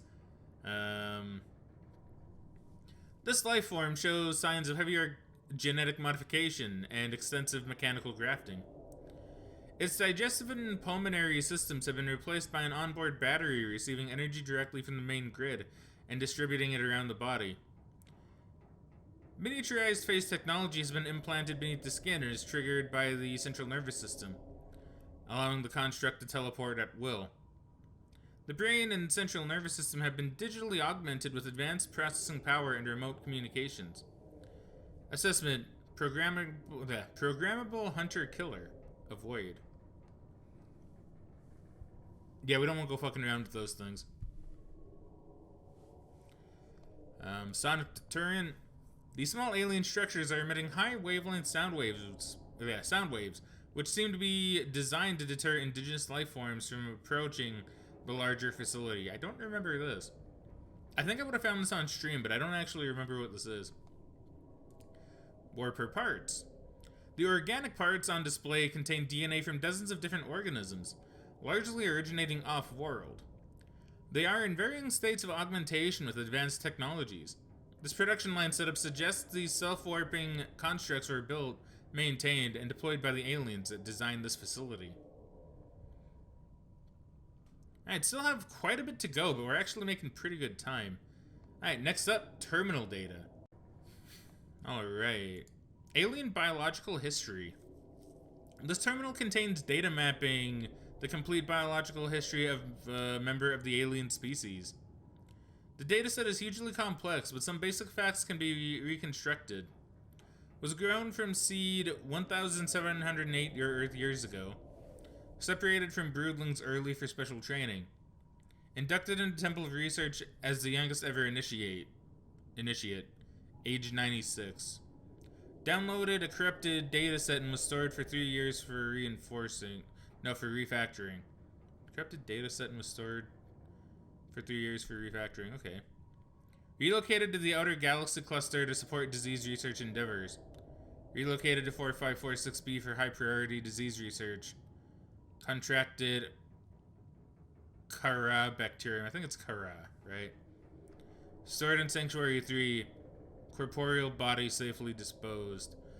Yeah, so I might have mentioned this when I got this originally, but it seems like not only does the species live a long time, but they can actually leave their body. Like it seems like they have a couple separate forms, maybe. That's interesting, though. Alien data terminal. Discovered inside an alien facility. It was not possible to translate any useful information. However, scans have returned some information on the device itself. It is likely a solid-state computer, although there is no clear way to interface with it. On approach, it began producing a low-frequency radio wave containing complex but recognizable data patterns. It is likely the alien species which designed this technology evolved or genetically selected sensory apparatus to hear and understand the information being broadcast by the device, and to communicate back. The mental processing power required to perform this kind of telepathy would imply the designers are considerably more psychologically developed than the common human. Assessment. Further research required. Yeah, so this is the one we found at the alien sanctuary. Architectural information has been downloaded regarding this antechamber. Ceiling fixtures. The structures mounted to the ceiling of the cavern cast a low green light over the data hubs below, but they are also regulating the pH levels of the surrounding water and emitting a low frequency sound wave. It is possible the intent was to ensure ideal conditions for a practical end, but their purpose may have been ceremonial, or even recreational in nature. Aesthetics. Ornate in design, the cubes mounted on the pedestals are not being drained of power, suggesting they serve some more symbolic purpose. Similarities to old Earth religious iconography may be coincidental, but they may also indicate some shared and ancient cultural history. Alien Sanctuary Beta. This antechamber consists of a series of data hubs, each adorned with an ion cube. These are networked up to the main terminal in parallel, presumably to ensure data integrity over time. Unprecedented data complexity. Stored data was scanned into the system at the local terminal. Original data source was organic in nature. Evidence suggests that this antechamber served as a sanctuary of last resort for the aliens that built it. In the event of catastrophe, they could retreat here and somehow transfer themselves to the data hubs for preservation. It is unclear whether other members of the alien species ever returned here, or how many souls are backed up on the hubs. But the data stored is far too complex to reconstitute with the little information available. But see, that's really interesting, actually. So they're stored there. Okay. I mean, that's what they meant by corporeal body. They could transfer themselves to data hubs. That's interesting. Damage report. Leviathan detected at facility perimeter, closing at high speed. Exterior anchor cable impacted with massive force. Exterior anchor system buckling, facility sinking. Collision with sea floor. Breaches detected in Containment Unit 7, Leviathan eggs. Immediate specimen destruction protocol initiated. 314 specimens destroyed, 1 specimen unaccounted for. Evacuating staff to off-site sanctuaries. Planetary quarantine protocol initiated. Warning, infected individuals may not leave this planet. I wonder... Well, that can't be the Emperor, right? Who could the specimen that's unaccounted for be? Could that maybe be, like, the sea dragon? Probably not. I'm not too sure. It could be, maybe, but I'm not really too sure. Enforcement platform schematic. This dataset appears to be a multi-dimensional schematic of some kind. By mapping the pattern to three-dimensional space, it is possible to gather a basic understanding of the facility's internal workings. Construction material. The facility's unknown construction material is identified as an ultra-hard, non-reactive metal amalgam, synthesized from off-world materials. There's no indication that it can be damaged or destroyed by available means. Power. The schematic indicates the facility was to be powered by a separate self-sustaining power plant, located elsewhere on the planet. The location is not listed, but there is evidence the designers intended to harness the planet's natural thermal energy. Layout. The facility consists of the upper engineering sections, where the schematic was found, and the control system, which is accessed via a security-sealed elevator shaft or a separate underwater moon pool.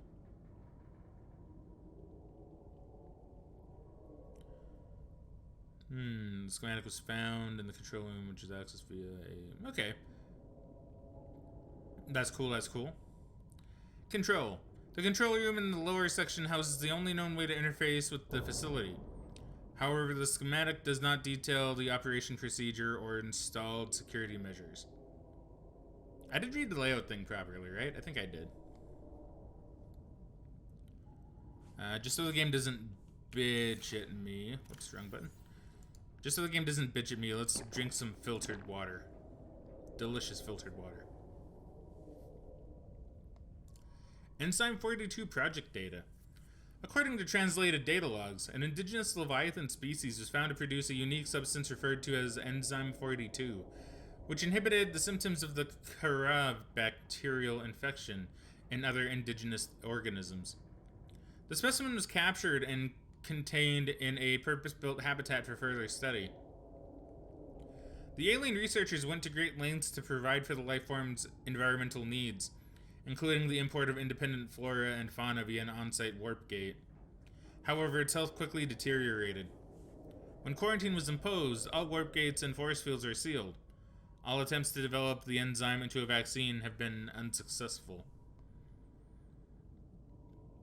Okay, yeah, so that's what the warp gate was for, was to bring all of that stuff into the pool. Okay. Now this is also new. Fauna reproductive data. Extensive alien research data on the local fauna with a special focus on their reproductive methods. Core conclusions have been synthesized. The aliens discovered the life forms on the planet have just one sex. Okay, so they're like hermaphrodites? That's the term, right? Hermaphrodite? No, is that both sex?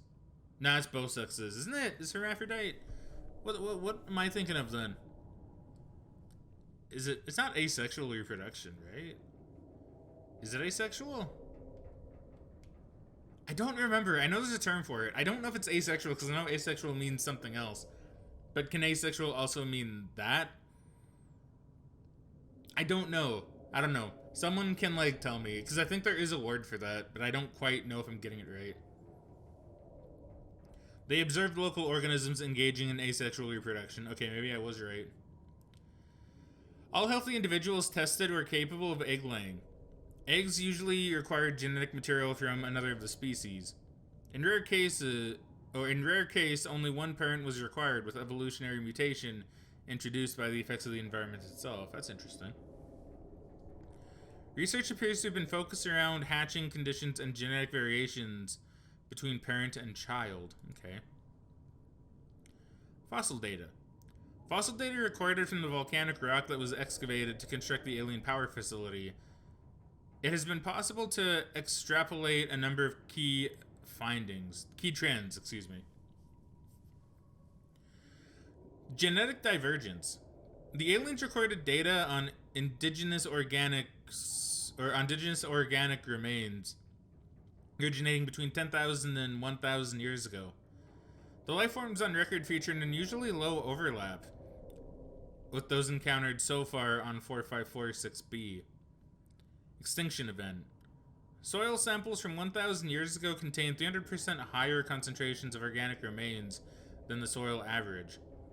Data supports a mass extinction event killing off a majority of species and forcing rapid adaptation amongst many of the survivors. That's interesting. Ion power data. It has been possible to extract useful information regarding alien ion power. Ion cubes are grown artificially from a mineral substance and are treated to remain in a stable state despite the huge ionic energy contained within. By installing an ion cube in an appropriate device, this energy can be released as electrical power. Using this knowledge, it has been possible to synthesize new battery and power cell blueprints, which leverage advanced ionic energy to last considerably longer. Okay. Car contagion profile.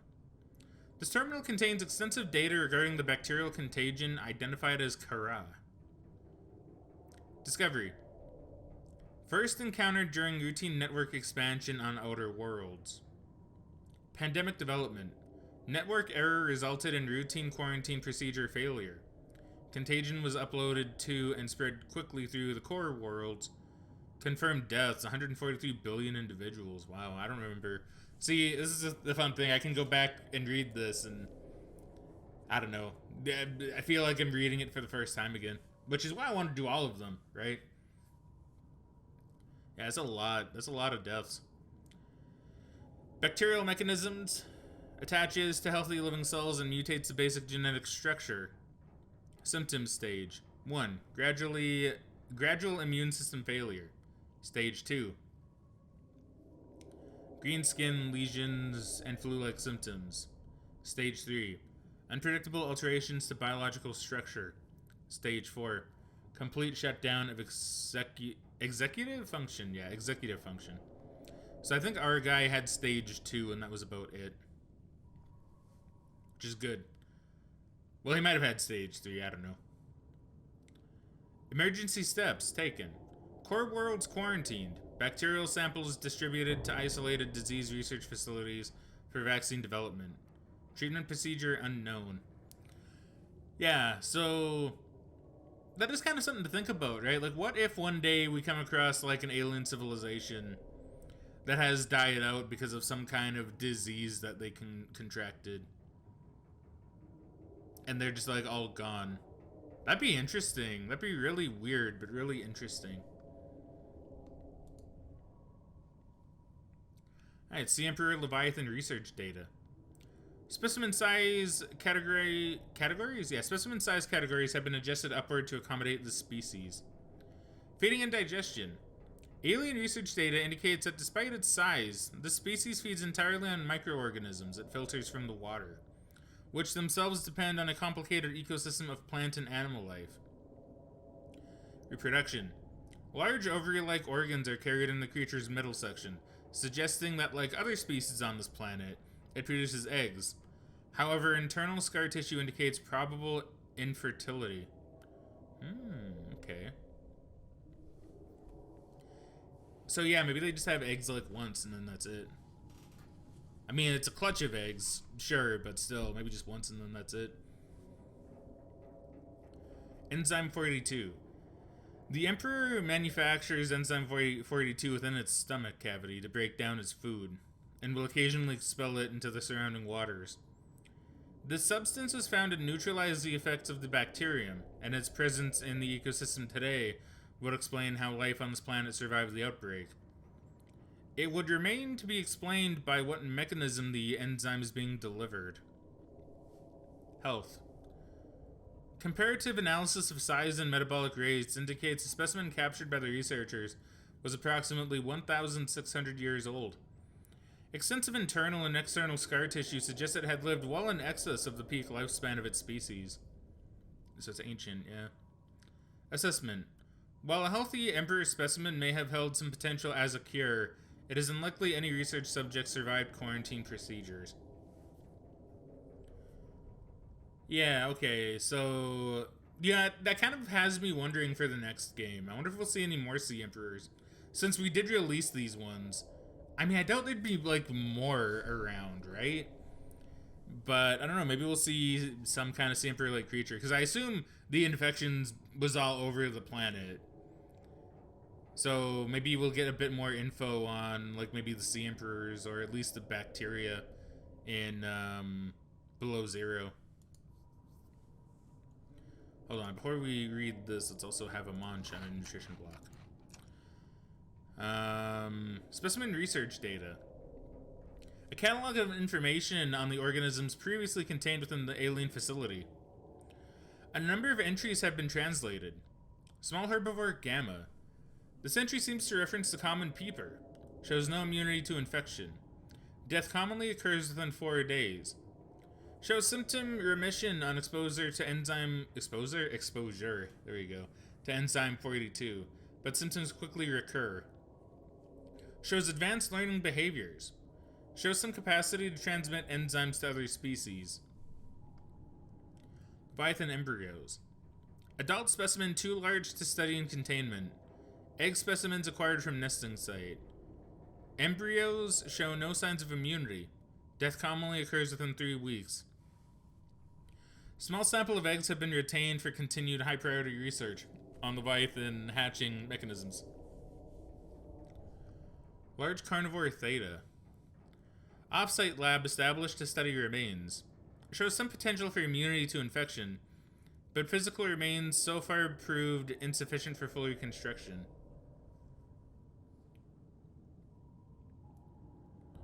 Unidentified Leviathan. This Leviathan species has been assigned designator Sea Emperor. So this would have been the first time we probably heard about the Sea Emperor. Bone samples from the Emperor specimens indicate some potential for the Kara?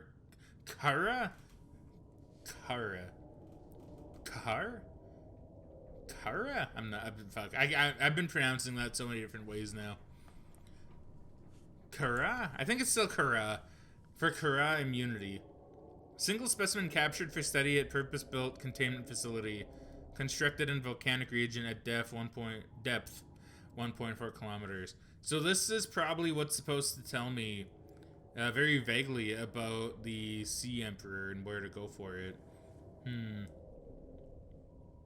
See, that's what's cool about this game, right? They put so much into the data, like into the data logs and stuff.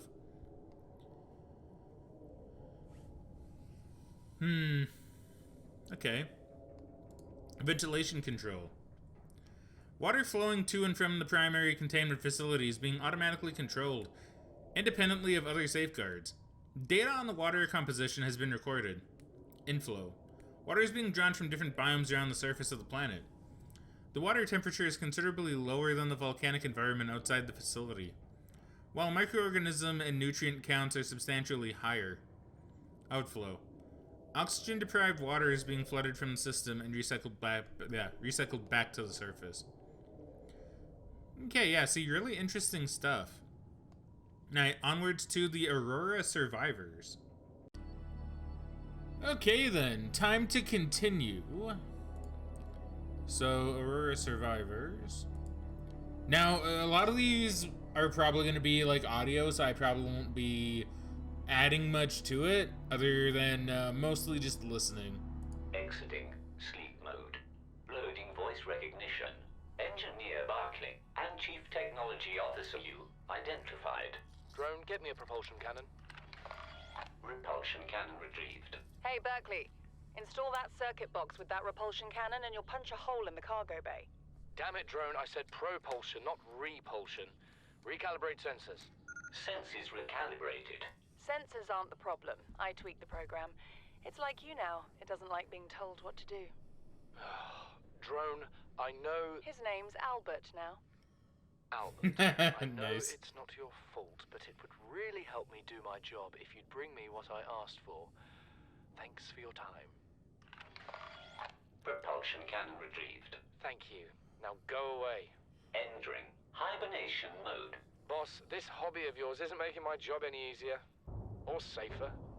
Maybe so, but it's all that's stopping me from being so bored I take a spacewalk in my skivvies. Okay, interesting. See, I like this stuff. It's nice little bits of, like, character development. Because I believe we know a little bit about CTOU. Okay, and this one's completely new. The way I see it, no one's to blame here. He gave me the wrong coordinates. She didn't give me clear instruction. Okay, I'll rephrase. You've been equally incompetent. Now, we've lost time, but we're closer to the planet. So if the Degasi's out there, the scans should pick it up. Why are we even helping the Mongolians? They're the competition. Enjoy your shore leave on Sanjay Station? Like having fuel in the tanks? Thank the Mongolians. We run the scans, we show them we didn't find anything, and we say thanks for the free dinner. Clear? Sir, there's something odd on the surface scan here. Turn that recorder off. Okay, so... Because we found Keen's pod, I think. So we were here looking for the Degasi, which we know all about at this point. And I guess they weren't expecting to find anything. And then they actually found something. Okay. This one I gotta read. Alright. Captain's log. Loading program, Craig McGill Simulator.VRAT. Size 1. Size 1 player. Captain Hot Dog Hollister. Matt Boreal 9. Resources, normal. You are exploring a quiet alien backwater when the ship you arrived here in implodes. It must be the arachnid kidney poachers. Quick, what will you do? Search the crash site, farm alien planets, or use the tectonic de-imploder. Unavailable. He chose to farm alien planets. That's just what Craig McGill would do. After foraging for some hours, you have collected a number of potentially farmable foodstuffs. Which will you sustain yourself with? Stank root, tree roaches, or star wall egg? He chose a star wall egg, as one would. While the star wall eggs are nutritious, the life cycle of these vast spacefaring creatures, is much too slow to sustain a farm, and besides, their mother is extremely angry with you. Fight the star wall, apologize to the star wall, or accept your fate. He chose to accept his fate. Craig McGill knows there is no reasoning with a mother scorned. You are not so much torn apart as swallowed whole and disintegrated. Okay. The atoms that you thought were you are gradually redistributed in service of the Star Wars' continued survival. Would you like to continue? Yes or no? He chose no. Man, seems like the captain had some issue with this game. He didn't quite do too well. Here we go. We got another one we can listen to. I'm not really a doctor. I know that's what my ID says, but I never have been. Cheated the medical exams. What does a doctor these days need to know about manually resetting bones? When was the last time a top surgeon actually cut someone open? That's what the robots are for. Doctors these days read diagnoses off of computer readouts. For that, I'm perfectly qualified. But what good is it when I'm not connected to the main network? I'm bleeding. I've got glowing green pustules growing on my hands. I run a self-scan and it tells me I've got skin irritation. The only thing I studied in medical school was how to lie convincingly. What the hell do I know about how to treat an alien disease? I think I'm actually going to die down here. I guess that's kind of a good point. In the future, if we have robots and stuff, would we really have much need for highly trained surgeons? Or will it be a profession that kind of dies out? Because I feel like, which sounds really weird and kind of dumb, right? But think about it. In the future, if we have robots and nanomachines doing most of that stuff, would there really be much need for, like, actual top surgeons? I mean, maybe a couple, but, like, would it really be worth the money? I don't know. That's an interesting thought. And it seems like he got infected with the same alien disease that we did. Very interesting. Live pod launch sequence initiated. Entering planetary atmosphere. My creators, the cherishers and sustainers of worlds, give me this day my daily pleasures as I give to those who seek pleasures from me. External temperature approaching critical levels. Show me the path. In life, truth, and love for mine is the power. I am the one. On and off and on again. Impact imminent. Life is a game which the universe plays with itself. I am done playing as this bundle of flesh. Return me. Yeah, I don't think he made it. Okay, LifePod 17 crew log. Isaac's log. It's the day of the crash. I don't know what the heck is happening. I'm scared and I'm not going outside. There are shadows in the water under the hatch, but I can't tell if they're rocks or aliens. And there's weird-looking caves nearby. The Aurora was carrying everything needed to build the phase gate. Mobile vehicle bays, bioreactors, propulsion cannons. It had a cinema. There was a zero-G gym. My cafe. I don't understand how we're here now. I don't know why no one's coming for me. Yeah, that is actually really grim, isn't it? I don't know. That one's kind of sad. That one's actually kind of like sad, because you gotta imagine that's what it would feel like too, right? It would feel very lonely, and you wouldn't really know. Yeah, you'd be in a pretty bad way.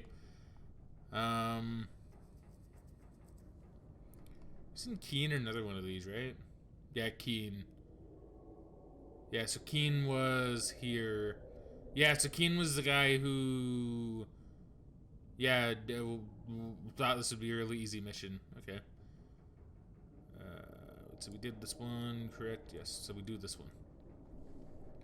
LifePod 19, Second Officer Keen's crew log. To all crew, if you are reading this, then you have followed the automatic distress signal broadcast by this LifePod's onboard computer. Contrary to my orders, I have been forced to evacuate. Your orders are to disregard my safety and attempt to reach the designated rendezvous coordinates at the nearest landmass. I hope to see you there. See, he seems like an okay guy in this. Keen, this is Aurora. Come in. This is Keen. Lifepod detached to Cape Planet 4 in 30 seconds. The computer has identified a landmass at the attached coordinates. I want you to regroup the crew there. Understood, but They are your responsibility now. Don't let them down. Captain, you need to evacuate. Negative. You'll need the ship in one piece if you're going to contact HQ on the long range. I'm attempting a controlled descent. Captain!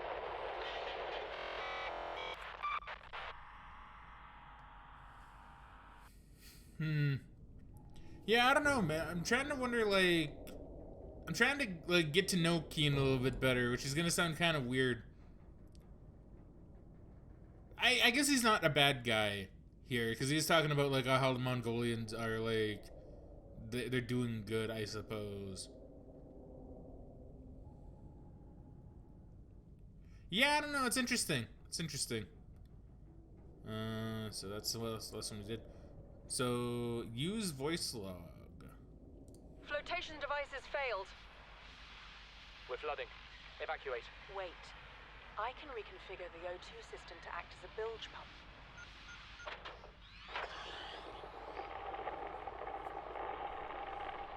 It's working. Okay, good news. We're alive and we've stopped sinking. Bad? The oxygen's going to run out in 30 minutes and we're 500 meters down. What do we do? We'll have to use the remaining juice to send a distress call and build whatever gear we can. Then we find a way to the surface.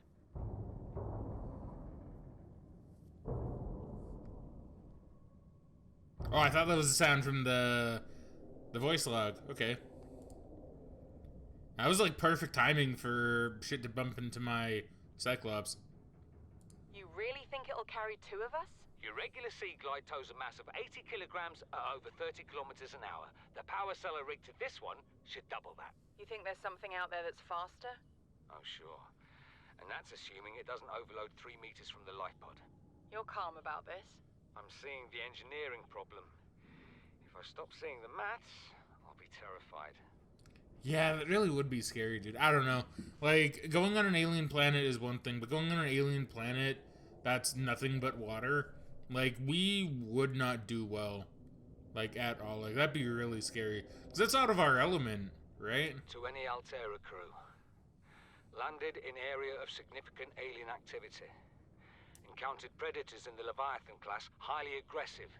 Spectroscope scanner assigned species designator Reaper. No. One specimen attempted to swallow the life pod, doing extensive damage in the process. Only viable option is to make for the safety of the Aurora crash site. I have retrieved a data box with the creature decoy and enough resources to fabricate a couple of them. The swim's longer than the decoy lifetime, but it should just be enough to keep them busy. If you don't find me on board the ship, presume I miscalculated. Well, considering we didn't find him, I can assume he miscalculated. Jeez, man, just thinking about it, this makes me like shiver a little. It's such a scary idea. Ma'am, I need you to stay calm. We're not in immediate danger. Where are the rescue teams? The Aurora didn't make it. So, where are the rescue teams? They're dead, ma'am. We have rendezvous coordinates, but the routes are radiated. So, what are you going to do? I'm head of human resources, ma'am. This is not my expertise. But the PDA says if we can find some lead, we can make radiation suits. Out there! I am not setting foot outside this life pod without the proper protection. Don't worry. I'll go.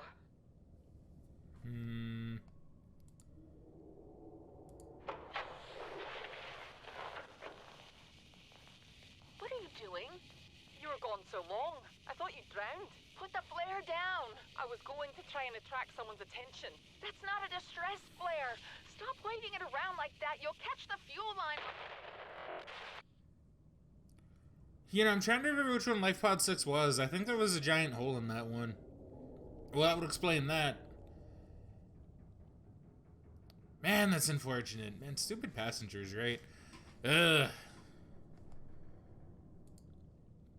I've tried everything. The analysis circuits on the fabricator are fried. Can barely manufacture the most basic of materials. Want a battery? Here, have a children's toy. Need deep-sea diving equipment? Have some lab tech. Hungry? I'll turn that fruit into dust for you. I'm going forward with trial and error. I hit every button here has got to make something useful eventually. Someone having trouble with the fabricator, I'm guessing. Profitable projections, and this one's also new. 2 choices. A. Carry on working long-haul missions on the outer reaches of space. 2. Come up with a profitable business. Sell out to Altera. Live happily ever after. I choose 2 ideas. A robot that builds other robots. That'd be pretty sick, actually, but then what builds the first robot? A water filtration system that has infinite power. Solar power? Body heat? Do suns last forever? Check this. A phase gate that can be built by self-repairing robots instead of poor lonely humans on an 18-month mission. What happens when something goes wrong? A VR program that precisely simulates real life down to the finest detail. How do I know I didn't already invent it and I'm inside it right now? Now that's always one of them thinkers. A gun that shoots other smaller guns. Can't see any real objection to this one. That would be pretty sick. Dude, a gun that shoots smaller guns? Dude, you can have infinite guns. And what if those guns shoot other guns? We have to board the Aurora, repair the long-range comms, make contact with the other survivors. We can't be the only 2 that made it. Those are not the orders the captain gave me, and they are not the orders I'm giving you. This isn't chain of command, it's survival. My obligations as acting commander don't turn on their convenience. Get out of the water. If I get into trouble, I'll send you my coordinates. I can't let you go alone. Then come with me. You don't leave me much choice. Received emergency transmission from Second Officer Keen, 2 hours after last activity. Rendezvous was a failure. Intercepted a transmission from Altera HQ. Seems they sent a data package to the Aurora. We were intercepted by a Leviathan-class predator before we could reach the ship. Consider the CTO and I lost at sea. Be safe. Keen, out. Wow, so they both actually made it, but you, I guess, decided to try going for the ship. To be fair, I'm sure most people probably would. And Keen kind of also got fucked over by that. That's really unfortunate. Yeah, okay. That is really unfortunate. Damn. So now I'm really feeling for these characters. Suspicious keyword. This one's also new. Religious. Detected. Beginning automated recording. I find a tendency amongst Alterans to think not only that you have it best, but that yours is the only way to have it at all. In the Mongolian states, we have the freedom to work for ourselves. Hey, most of us are contractors. Joe owns her own company. Whose ship are you living on right now? Yours or Altera's? You do well to remember whose ship you're on, Mongolian. According to my religious beliefs, this ship belongs to us all. We're all part of the same system. The only difference between us is where we choose to draw lines. Wise words for someone from a cowboy corporation fighting over rocks in the far reaches of space. I do like how for some reason Mongolia just became a really powerful entity, I guess. Alright, moving on to codes and clues. Okay, codes and clues. Don't have too much here. Honestly, I think the longest is going to be the indigenous life forms, and even then, I think a lot of that will be pretty quick to get through. So, alien facility location. So, we did find this a long time ago. And I believe I've been everywhere here. Yeah, it's Sanctuary A and B, so we never knew where those were. Disease research facility, depth, 800 meters. Cave system with extensive fossil record. Southwest of enforcement platform. Yes, this would have been, I guess, general ways to find where I was going. I just kind of stumbled along and found them. But I guess this would have been a way for me to just know outright. All system study, synthesis of antidote for highly infectious bacterium designated Kara. I don't think I need to really read all of this necessarily. Power facility, 12 meters, 1200 meters depth. Inside an extensive natural rock formation in an area of intense volcanic activity. Yeah, so we've been there as well. Generate heat for, or generate energy for all local facilities. Corrupted. In the event of an outbreak, quarantine procedures will be automatically enforced with immediate effect. The quarantine enforcement platform will target all incoming and outgoing craft to prevent the spread of infection off-world. Man. High security terminal, captain's quarters. Before they lost communications, Altera HQ uploaded a set of blueprints to the Aurora's main computer. There's a high security terminal inside the captain's quarters, located behind the prawn bay, from which the blueprints should be accessible. The code is 26979. Yeah, we definitely got that. Lab access. If you need to tweak your equipment, please use the mod station in the forward section or retrieve pre-configured equipment from the lab next door to the data coil. The door code is 6483. I believe I did use that. LifePod 4 transmission origin. LifePod 4 transmission origin. So LifePod 4 was, yeah, the one that got eaten by the Reaper. Yes, it was upside down, relatively close to the ship. Yeah, and considering there was a Reaper right where you'd need to get on, he probably didn't make it. Matter of fact, that's probably where he died, actually. LifePod 6. Oh wait, oh no, let's actually like read this. A distress signal has been received from LifePod 4, but the attached coordinates were corrupted. Last available photographic data has been downloaded and analyzed. Flotation device is active, LifePod located at sea level. Pod is in close proximity to radioactive fallout from the Aurora. Transmission origin approximately 150 meters northwest of the Aurora's port midsection. Man, I can't talk. I'm having a bit of trouble with that. So LifePod 6. Oh, LifePod 6 was the one with the exploded lady, yeah. Yeah, this was the one with the big hole in it. A distress signal has been received from LifePod 6, but the attached coordinates were corrupted. Last available photographic data has been downloaded and analyzed. Crew requested assistance navigating radiation, sunk to approximately 100 meters. Located in an area dense with red grass near a number of natural arches and rock stacks. There you go. I want to say red, but no. Rock stacks. Transmission origin approximately 400 meters west-northwest of Lifepod 4's last known location. 7. Which one is 7?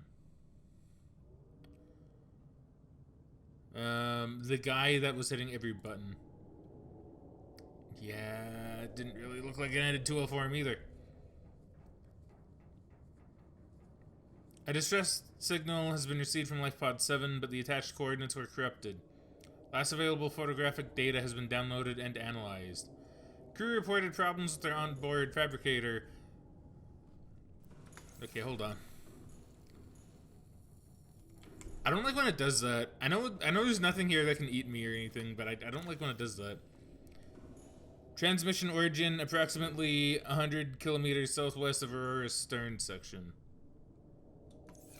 Did I say 100 kilometers? 1 kilometer. Man, that was quite the difference. There we go. Notes to self. So here we are, finally, in open space. We crossed the galaxy to install a phase gate, to send ships to mine resources, to build more expensive ships, to install fancier phase gates. Are we trying to exhaust the galaxy? Or just ourselves? 1806, U's birthday, 40 weeks before we get home, 400 weeks... Oh, wait.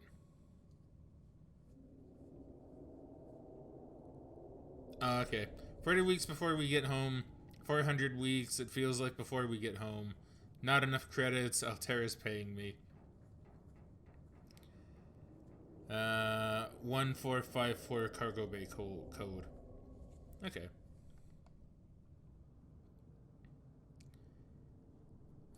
Primary containment facility. A power router in the thermal plant is distributing energy collected on site to other facilities on the planet. Primary containment facility location updated. Constructed within a natural chasm, connected to this cave network, south-southeast, area of volcanic activity, depth 1.4 kilometers. We're definitely there. Power distribution, self-warping quarantine enforcement units, 5%. We know those guys. Arch network, 10%. Sanctuaries, Alpha, Beta, Kappa, 10%. I don't know if we ever found Kappa. I don't know if Kappa... No, we found Kappa. Yeah, we found Kappa. I think that's the one in the, like, meatball meteor thing. The meatball crater. Whatever I called it. I called it something like that. Quarantine enforcement platform, 35%. Disease research facility, offline. Primary containment facility, 20%. And reserve, 20%. There is no clear way to interrupt the power flow. And sweet offer. From Hudgens to Wilson. You're telling me you've been on this rig more than a year and you never took a ride on the outside? Well, now you've only gone and gotten yourself a friend with the keys to a giant freaking robot suit. We've plain got nothing to do till we get out Starside to work on the gate. You want to taste the stars, you've only got to say... What? You want to taste the stars? You've only got to say... My spare prawn suit's got your... What? You want to taste the stars, you've only got to say... I feel like that's not worded correctly. You want to taste the stars, you've only got to say... My spare prawn suit's got your name on it. You don't know what power feels like till you've crushed an asteroid with your bare, heavily mechanically augmented hands. Want to play catch with the passing meteor? Come by cabin number 1. Code's 1869. Nice. Alright, Degasi Survivors. Okay, onwards to Degasi Survivors. Degasi? Yeah, Degasi Survivors. Alright. So, a couple of these are new. Or at least ones I haven't seen yet. Altera search and rescue mission? Okay, we'll do this one first. Okay, well, they're all a part of the same thing, I guess, so sure, why not? Aurora Auxiliary Mission Orders. Mission search and rescue. Target crew of the Mongolian vessel Degasi. Last known position, vicinity of planet 4546b. Aridane arm? Contact Mongolian emissary Jochi Kasar, Aurora passenger quarters. Okay, well we've seen Kasar doing his like talk of Mongolian stuff. Like his religion and stuff. Which sounds interesting. It sounds like their religion is just kind of like, well, everything belongs to the stars and everything. It's kind of neat. It does seem very Mongolian, actually. From what I understand of Mongolian, like, religions. But, well, old school, classic Mongolian religion. I don't know if it's quite like that anymore. A mission brief. A Mongolian vessel, the Degasi, disappeared almost a decade ago, carrying with it a high-ranking Mongolian chief. Corporate insurance has purchased passage aboard the Aurora for emissary Kasar with, and, I can't talk. And your orders are to make every reason, I can't talk, I'm so sorry. And your orders are to make every reasonable effort to locate and retrieve the Degasi crew members, without compromising the primary mission. Confirming the fate of the crew will aid Altera's diplomatic efforts with the Mongolian councils. So I guess this is probably something that they maybe didn't tell a lot of people that they were doing. It sounds like everybody just thought they were going to work on a phase gate and that was it. Mission details. Aurora is due to perform a slingshot maneuver around 4546b, Category 3 Ocean Planet, approximately 13 months post-launch. This will bring the ship within range of the Degasi's last known position. Additional aquatic and all-terrain vehicles have been included in the Aurora's cargo package for this mission. Degasi Crew Manifesto has been distributed to senior employees in a separate message. So, the Degasi Crew Manifest. Bart Torgal. Auxiliary Search and Rescue Mission, Bart Torgal. Position Vice President of Torgal Corp. Status, lost in space near planet 4546b. Age at the time of disappearance, 19. The only legitimate child of Paul Torgal. Beneficiary of enhanced learning techniques and cerebral implants. Digi-trained in advanced biochemistry and stellar economics. Emissary Kasari reports Bart was accompanying his father to a newly constructed deep space station where he was to serve a 5-year term as chief operating officer. Okay, and this is Marguerite, who we know is a pretty cool lady from what we understand. One that I believe Bart liked. I don't know if he liked in that way, but I'm pretty sure he liked her to some degree. Degasi Crew Manifest, Marguerite and Maida. Auxiliary Search and Rescue Mission, Marguerite Maida, freelance security personnel, lost in space, age at time of disappearance, 42. A bit older than what I thought she'd be, actually. Mercenary, born in the Mongolian states, experienced in ship-to-ship and close-quarters combat techniques, tours of duty with the Mongolian Defense Force and the Trans-System Federation, dishonorably discharged from the TSA 15 years ago for going off mission. Details classified. That's interesting.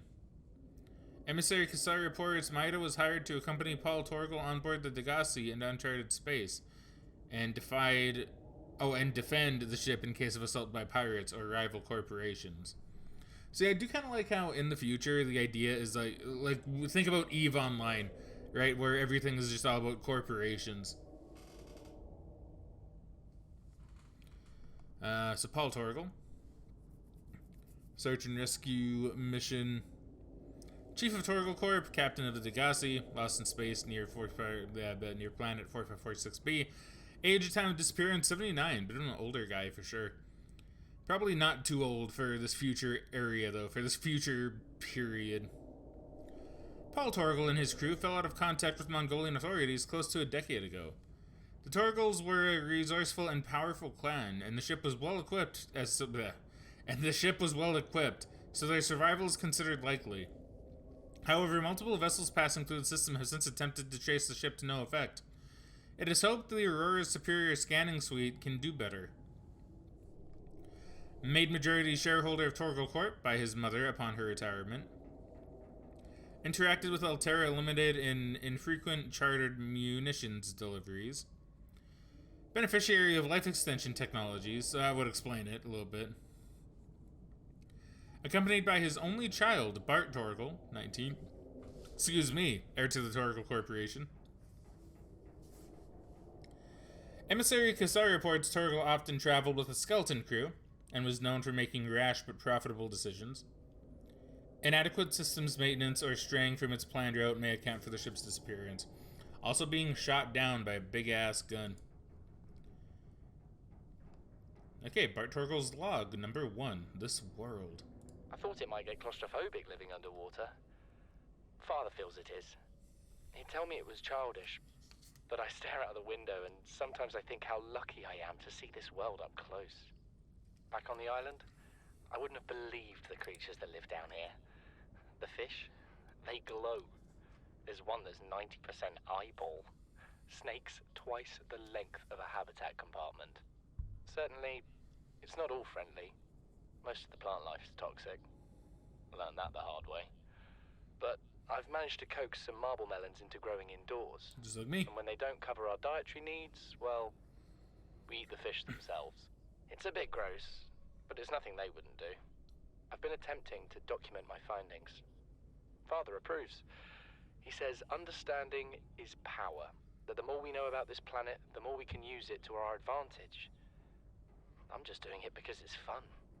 It's not easy without proper equipment and network access, but the old-fashioned way, observing, taking notes, testing theories, shows me the world in a way a spectroscopic analysis never could. Lately, I've been watching the crab snakes. They ambush their prey as it tries to feed on the mushrooms they hide in. What they don't eat settles on the seabed, which fertilizes the mushrooms, which feeds the herbivores, and so the chain continues. Co-evolution gives me the fuzzies. Yeah, okay, so that's pretty cool. So we know this is probably from that habitat where they're by the giant mushrooms. Yes, that's pretty neat. So fish, they glow. So I wonder if this is talking about like some of the jelly rays that we've come across. Then yeah, the peeper, and then yeah, the crab snakes, I assume. That's pretty cool. Stalker teeth. Something incredible just happened. Since we're down here, I had this plan to build equipment and study the life forms we were encountering, but I didn't have enough enameled glass. So, I started looking for a natural substrate that would strengthen the glass we have, and those stalker teeth we've been finding fit the bill. Only, well, we needed more. That's when Marguerite got interested. She actually listened to me, more than I can say for Father. And I worked up the courage to talk about my more tentative theories. When I told her they were attracted to metal deposits, that their teeth get dislodged when they pick them up, her eyes narrowed and she dashed out of the room. 3 hours later, she came back, her pack loaded down with stalker teeth. I asked her about it. She shrugged and said my theories were good. Said she had the meeting out of the palm of her hand. I think she meant it literally. She did. She is incredible. She went out to the kelp forest armed with just a heat blade and went fin to fin with a pack of stalkers. On the one hand, that is the coolest thing I have ever heard. On the other, well, I hope the stalkers didn't come off worse than Marguerite did. She had a huge gash on her forearm. I don't think things went as smoothly as she made out. And what's the point in surviving here if we have to kill everything that makes it so wonderful? See, I like more about these animals. Oh. But Father won't let me leave the habitat. Maybe with all this glass, we could build a containment unit and get up close to them. See, I like Bart Torgal. I think he is a very smart kid. Well, I say kid, he's 19, but you know, a smart guy who has honestly a pretty good head on his shoulders. He seems smart. He seems to like kind of the simpler things. Like I like that, and he seems to find the beauty in nature on this planet too, which is really cool. This is the first time I've seen sunlight in months. After all that time in the deep, I'd been dreaming of it. Now that I'm back here, I'm finding it hard to enjoy alone. Father was right. We should never have left this place. We shouldn't have gone so deep. They do not want us down there. Despite my best efforts, ill health is taking hold of me. The visions are getting worse. Marguerite and Father are now part of the ecosystem of this incredible planet. It's reassuring to know that when I go, I'll join them. Until then, well, there's always the view. Man, that's actually very tragic. Yeah, so by this point, Marguerite and his dad were dead. And considering he says, they do not want us down there, I'm wondering if that means they ran into the, warpers. Which means they're probably infected. Like, the ill health thing probably implies that he's infected. Yeah, really sad. Really, really sad. Especially since he was probably actually really excited too. Hold on, we're just gonna have a bit of a drinky. Yeah, so now Degasi voice log. This island is a godsend. Look out of the window. No predators. Fresh food. No building materials, nothing left of the ship. And your kid says we're gonna starve without more grow beds. Speak up, kid. It's true, Father. The natural growth rates are too slow to keep supporting us. All I'm saying is ocean's got us surrounded. No use hiding. Sooner or later, we'll get our feet wet. The rest of your life may have been a fight, Maida, but I've made my decision. You want to forfeit your emergency pay to take a swim? Go ahead. Believe me, I'm thinking on it. Okay, so yeah, so this must have been like before they left the island. Okay. Son, I said wait for the storm to pass. Your life's more valuable to me than a plant patch. You stopped being in charge when the ship you were captaining sunk. I'll stop being in charge when you take charge of yourself. Say, Chief. Chief! What? You know how to drain those grow beds of 40 tons of stormwater? Or how to conjure food from the air? I know how to prioritize. I'm just saying, if that's so, what's your boy's life worth to you today? If tomorrow you're gonna be so hungry you start wondering what he tastes like, let him go deal with the plants. Son, go deal with the plants. Bart, Torgo has disembarked the habitat. Interfere with my family again, and when rescue arrives, I will leave you here. Do you understand me? No rescue coming, Chief. Not in time. No staying here neither. This rain keeps falling, sooner or later this place will be buried. Only choice we got is whether to get buried with it. Yeah, because I remember being on that island. I think I remember a couple of grow beds outside with like marble melons, I think. Wonder if that's the one he's talking about. But see, Marguerite is being smart here. I feel like Paul is a little bit yeah, he's not really, how do I want to put it? It seems like he doesn't quite, like he's not really thinking smartly. He probably thinks like rescue's coming soon, whereas, you know, Marguerite and Bart are more about kind of like the long-term plan. It's like, okay, get food. Like, how long can we survive here? We're gonna have to go in the water eventually, right? Okay, aftermath. You see, Chief, you brought us to this sodden planet. Told us we'd see a lush payday. Now what do we got some 6 weeks later? A dead crew, a habitat that's half buried, food washed away. I suppose the executive decisions would be better left to someone with your extensive experience of hitting people in the face. I know enough not to take unscheduled detours to uncharted planets. That's something you don't want to learn the hard way. Easy to judge a decision in hindsight. Harder to come up with a plan of your own. Got one already. We take what we can carry and hunker down in a cave somewhere. I scouted a site, a couple 100 meters deep, lots of metal deposits. How do you imagine we'd live? With ready access to building materials, like damn queens, a couple of water filters, a bioreactor, fresh fish. But Chief, we'll eat seaweed salad and drink our own urine if that's what it takes. All that matters is, do you got something better? Send the coordinates to my PDA.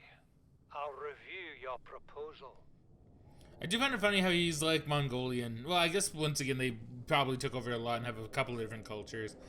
But I do like how Paul sounds very Scottish. Bart just sounds very, like, British, and Marguerite sounds actually rather American. Pretty funny, actually. Yeah, you can see Paul starting to come around a little bit. What is that thing? I don't know. I found it outside in the sand. Part of another ship? None I've ever seen. It's not even scratched. Don't fool around with it. It might be worth something. Stand down, Chief. If it were gonna crumble to dust, it would have done so when I picked it up. It's glowing. We're not the first people to come to this planet. People. Maybe. Could be aliens. Could be the damn sea monsters for all we know. One thing for sure, we ain't gonna find out by staying here. Something glowing. I wonder if maybe that's a warper part?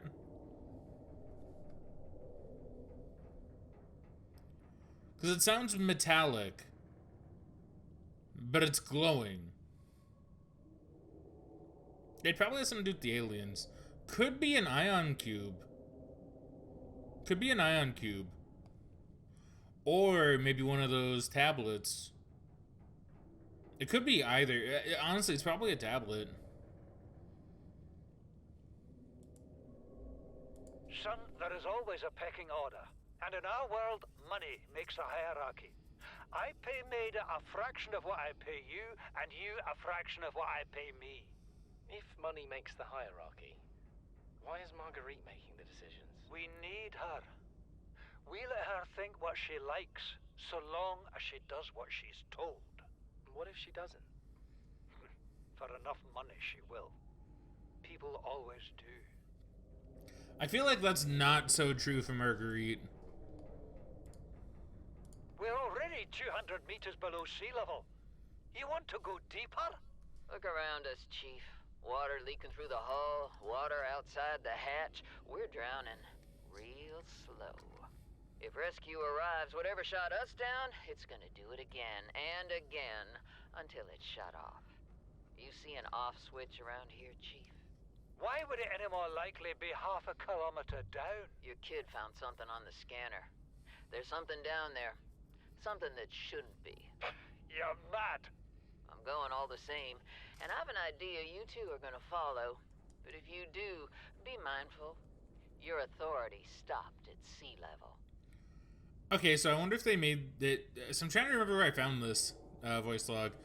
I feel like this might be. Well, I wonder if they're at the gun. Like, I wonder if they're at the enforcement platform since they're talking about the off switch. But then again, she says whatever shot us down, so maybe not. M'lady. Please, stop fighting and listen. We're sick. What? How? You've been coughing, right? Feeling itchy? Blisters? Yeah. The biometrics would have warned us if we were sick. It's something new. It's not in the database. Come on, then. What's it gonna do? Turn us inside out? Dissolve us into jelly? It's an alien bacteria. It's everywhere. Every organism on this planet. It's altering our genetic code. How are the creatures surviving if they're infected? I don't know yet. Want me to cut some of them open for you? Find out what makes them tick? No. Just tell me what you need, son. Materials, equipment. Just... Can I have some quiet? I need some time to think. Okay, this is really interesting, and it makes sense too. So I guess Bart's been doing like a lot of studying on the planet, right? And a lot of the animal life on the planet. And you can see his dad's finally kind of coming around to him. Like, coming around to it all. Which is really interesting. But this line here, you know, like, tell me what you need. So he's acknowledged that his son is actually smart and knows what he's doing and talking about. Margaret, Maida has boarded the habitat. What are you Where's so happy Marguerite? about, Maida? Say, kid, I brought you something. Is that a Leviathan outside? Towed it home on the back of the sub. You killed that thing? It's still breathing. I was about to finish the job, but I can stay and chat if you'd like. No? Then make yourself useful and pass me that hardened blade. Are you out of your mind? You brought that thing here? What if it's not as dead as it looks? What if others come? You prefer it got curious and came of its own accord, or got messed up and dragged here? When we get off this planet, I am going to drag you through every court in the damn Federation. So do I have any more food bars? I do. Look, yeah, that's impressive. Damn, Marguerite sounds like a badass. Like, she got a Leviathan? I mean, I don't think it worked out too well considering the next log's disaster. But that's pretty cool. I have had it with you, risking our lives. Oh, stow it, Chief. The kid can't kill this disease without fish to study. I'm just bringing him home. What? Tell her. Tell her I'm right. You're both wrong. Marguerite, I can't find out how they resist the bacteria if you slaughter them all. It ain't always they oblige in coming in alive. He means you're being reckless. Father, the outcome's no better if we hole up in here and don't go outside. That we have to find a middle way. There is no compromise. Not while she's on my sea base. Your sea base? I'm going outside. Bart, Torgal has disembarked the habitat. Bart, come in. It's dangerous. Damn it, boy. I know you can hear me. That's a Reaper. Chief, get off the radio and put on your helmet. What? Brace!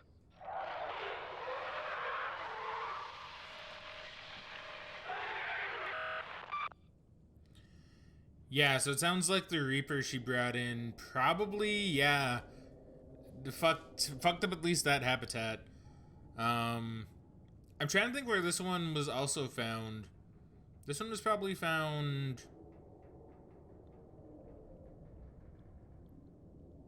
It must have been in an underwater base, in an underwater habitat. It might be in the one that they, had where a lot of those, crab squid were? Because that one was torn open. That could have very well been done by this. Environment log. User Paul Torgal requested cross-referencing of local environment scans with ideal habitat construction conditions. Displaying results. Large subterranean cavern with multiple entrances. Conditions support a unique microcosm? Yeah, of predatory life forms. Minor structural instability in cave walls. Extensive resource deposits. So this must be the one cavern, yeah, the one that I was talking about with all the crab squid. Average environment safety rating, C. Optimal habitat site safety rating, B. Site 7 has been selected as the optimal habitat construction site for the following reasons. Close proximity to one of the cave entrances in case of emergency. Medium distance from predatory organisms. Stable foundations on which to build. Ready access to materials. A signal tracking the site has been created. Marguerite's log. These conniving corporate bourgeois, inbred, incompetent, self-absorbed jerks don't have a damn clue. The kid's not so bad. He's even useful. But I swear, everything that comes out of his father's idiot face is a narcissistic lie. He wants to stay in this cave? His problem. I'm the one doing the heavy lifting. When sea monsters are hunting you, you don't hide. You hunt the sea monsters. Then you build a bigger boat out of sea monster bones and you hunt bigger monsters. That makes Keep sense. going until there aren't any monsters left to hunt you. I'm going deeper. I'm gonna find what shot us down and I'm gonna tear its damn heart out. I've started the prep work. The kids taught me how to make enameled glass. I've started stockpiling metal ores to build myself a sea moth. I'll raid the indoor grow beds before I leave. Okay, so I assume she used the sea moth to tow back the Reaper. Okay, so that's pretty cool, and that goes along with his talk of the enameled glass. Okay. Chief's log, 5 weeks since the crash. The only other survivors are my son, Bart, and Maida, the cut-price mercenary I commissioned for the journey. After days drifting in the life pod, rain hammering on the roof, the weather cleared and we washed up here. I had Maida salvage the Degasi wreck, Set Bart to finding us a stable source of food. His education is paying off sooner than I'd anticipated. Our only problem is Maida. She says the weather's going to turn. I say she's finding excuses to risk our lives. I imagine she's not gonna weaken her life without a physical altercation, and she's itching for a fight. In every judgment she makes, things go from bad to worse. If she had my experience, she'd have more faith. Humans have spent millennia specializing in how to shackle nature to our will.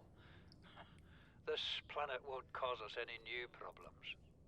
My one task now is to keep us alive, as comfortably as possible, until the insurance company arranges rescue. In this part of space, that could be months, or even years. Well, it certainly has been years. It's been over a decade. You know what Maida told me today? She wants to build a habitat 500 meters below sea level, more than 1 kilometer northeast of here. And she needs Bart and I to do it. She's got it into her head that she can save us if she just acts recklessly enough. But I've hauled Star Wars to Neptune, Plasteel to the Federation. This family operates 9 different mining colonies across the Ariadne Arm. Maida thinks she's better suited to lead. Her contract still says otherwise. But I just cannot damn well tell whether it's the stupidest idea I ever heard, or my only hope. I turned 80 years old last week. I thought I had another 80 in me, but marooned on this planet, there's no swapping out of my liver when the old one fails. Here, I'm mortal. And Maida is useful. So, it's my responsibility to make a decision. Return to the island and hope whatever knocked the Degasi out of the sky won't do the same to the rescue ship. Or take us deeper in search of answers. And all the while be hoping old age gets me before the sea monsters do. I'll give Maida just one thing. She was right about these caves. There's enough lithium there to fabricate 100 tons of plasteel. Enough for a damn fleet of Cyclops submarines. There was nothing anyone could have done to avoid crashing here. But I was right to order the detour. If we get off this planet, they'll be talking about the Torgal share price on the other side of the Federation. Okay, so see, once again, it's shown that Paul's a little bit... He's not taking the situation as seriously as he probably could. He's still thinking about money in the end. Speaking of which, the end, right? Came out of nowhere. An alien kraken, bigger than a Cyclops. Tore a hole clear through the reinforced hull. I barely got my breather in time. I told her. I said others would come. The rupture threw me clear of the habitat. And the monster turned and bore down on me. And just as its tentacles came within reach, Maida appeared out of nowhere. She had a sea glide in one hand, a jagged piece of scrap metal in the other. She meant to butcher that beast or die trying. The last I saw her, she had the metal lodged in its neck as the monster did its best to shake her, contorting off into the darkness. I'm certain she got her wish, one way or another. Then I thought I saw a light deep below me. I hoped maybe Bart had swum clear. I followed it. Now I wonder whether I saw anything at all. My oxygen is low. The habitat is gone. I can't see the sky. Something surely has the scent of my blood. Yeah, once again, really scary, right? Now he mentions tentacles. I do wonder if that means it is the Reaper. I'm pretty sure it has to be, right? Actually, it could be the Sea Dragon. Maybe it was coming out to try and get a Reaper.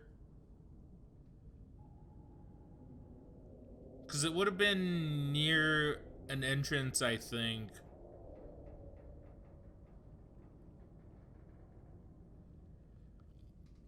A light below me. I wonder if maybe that's... I'm trying to think what he saw.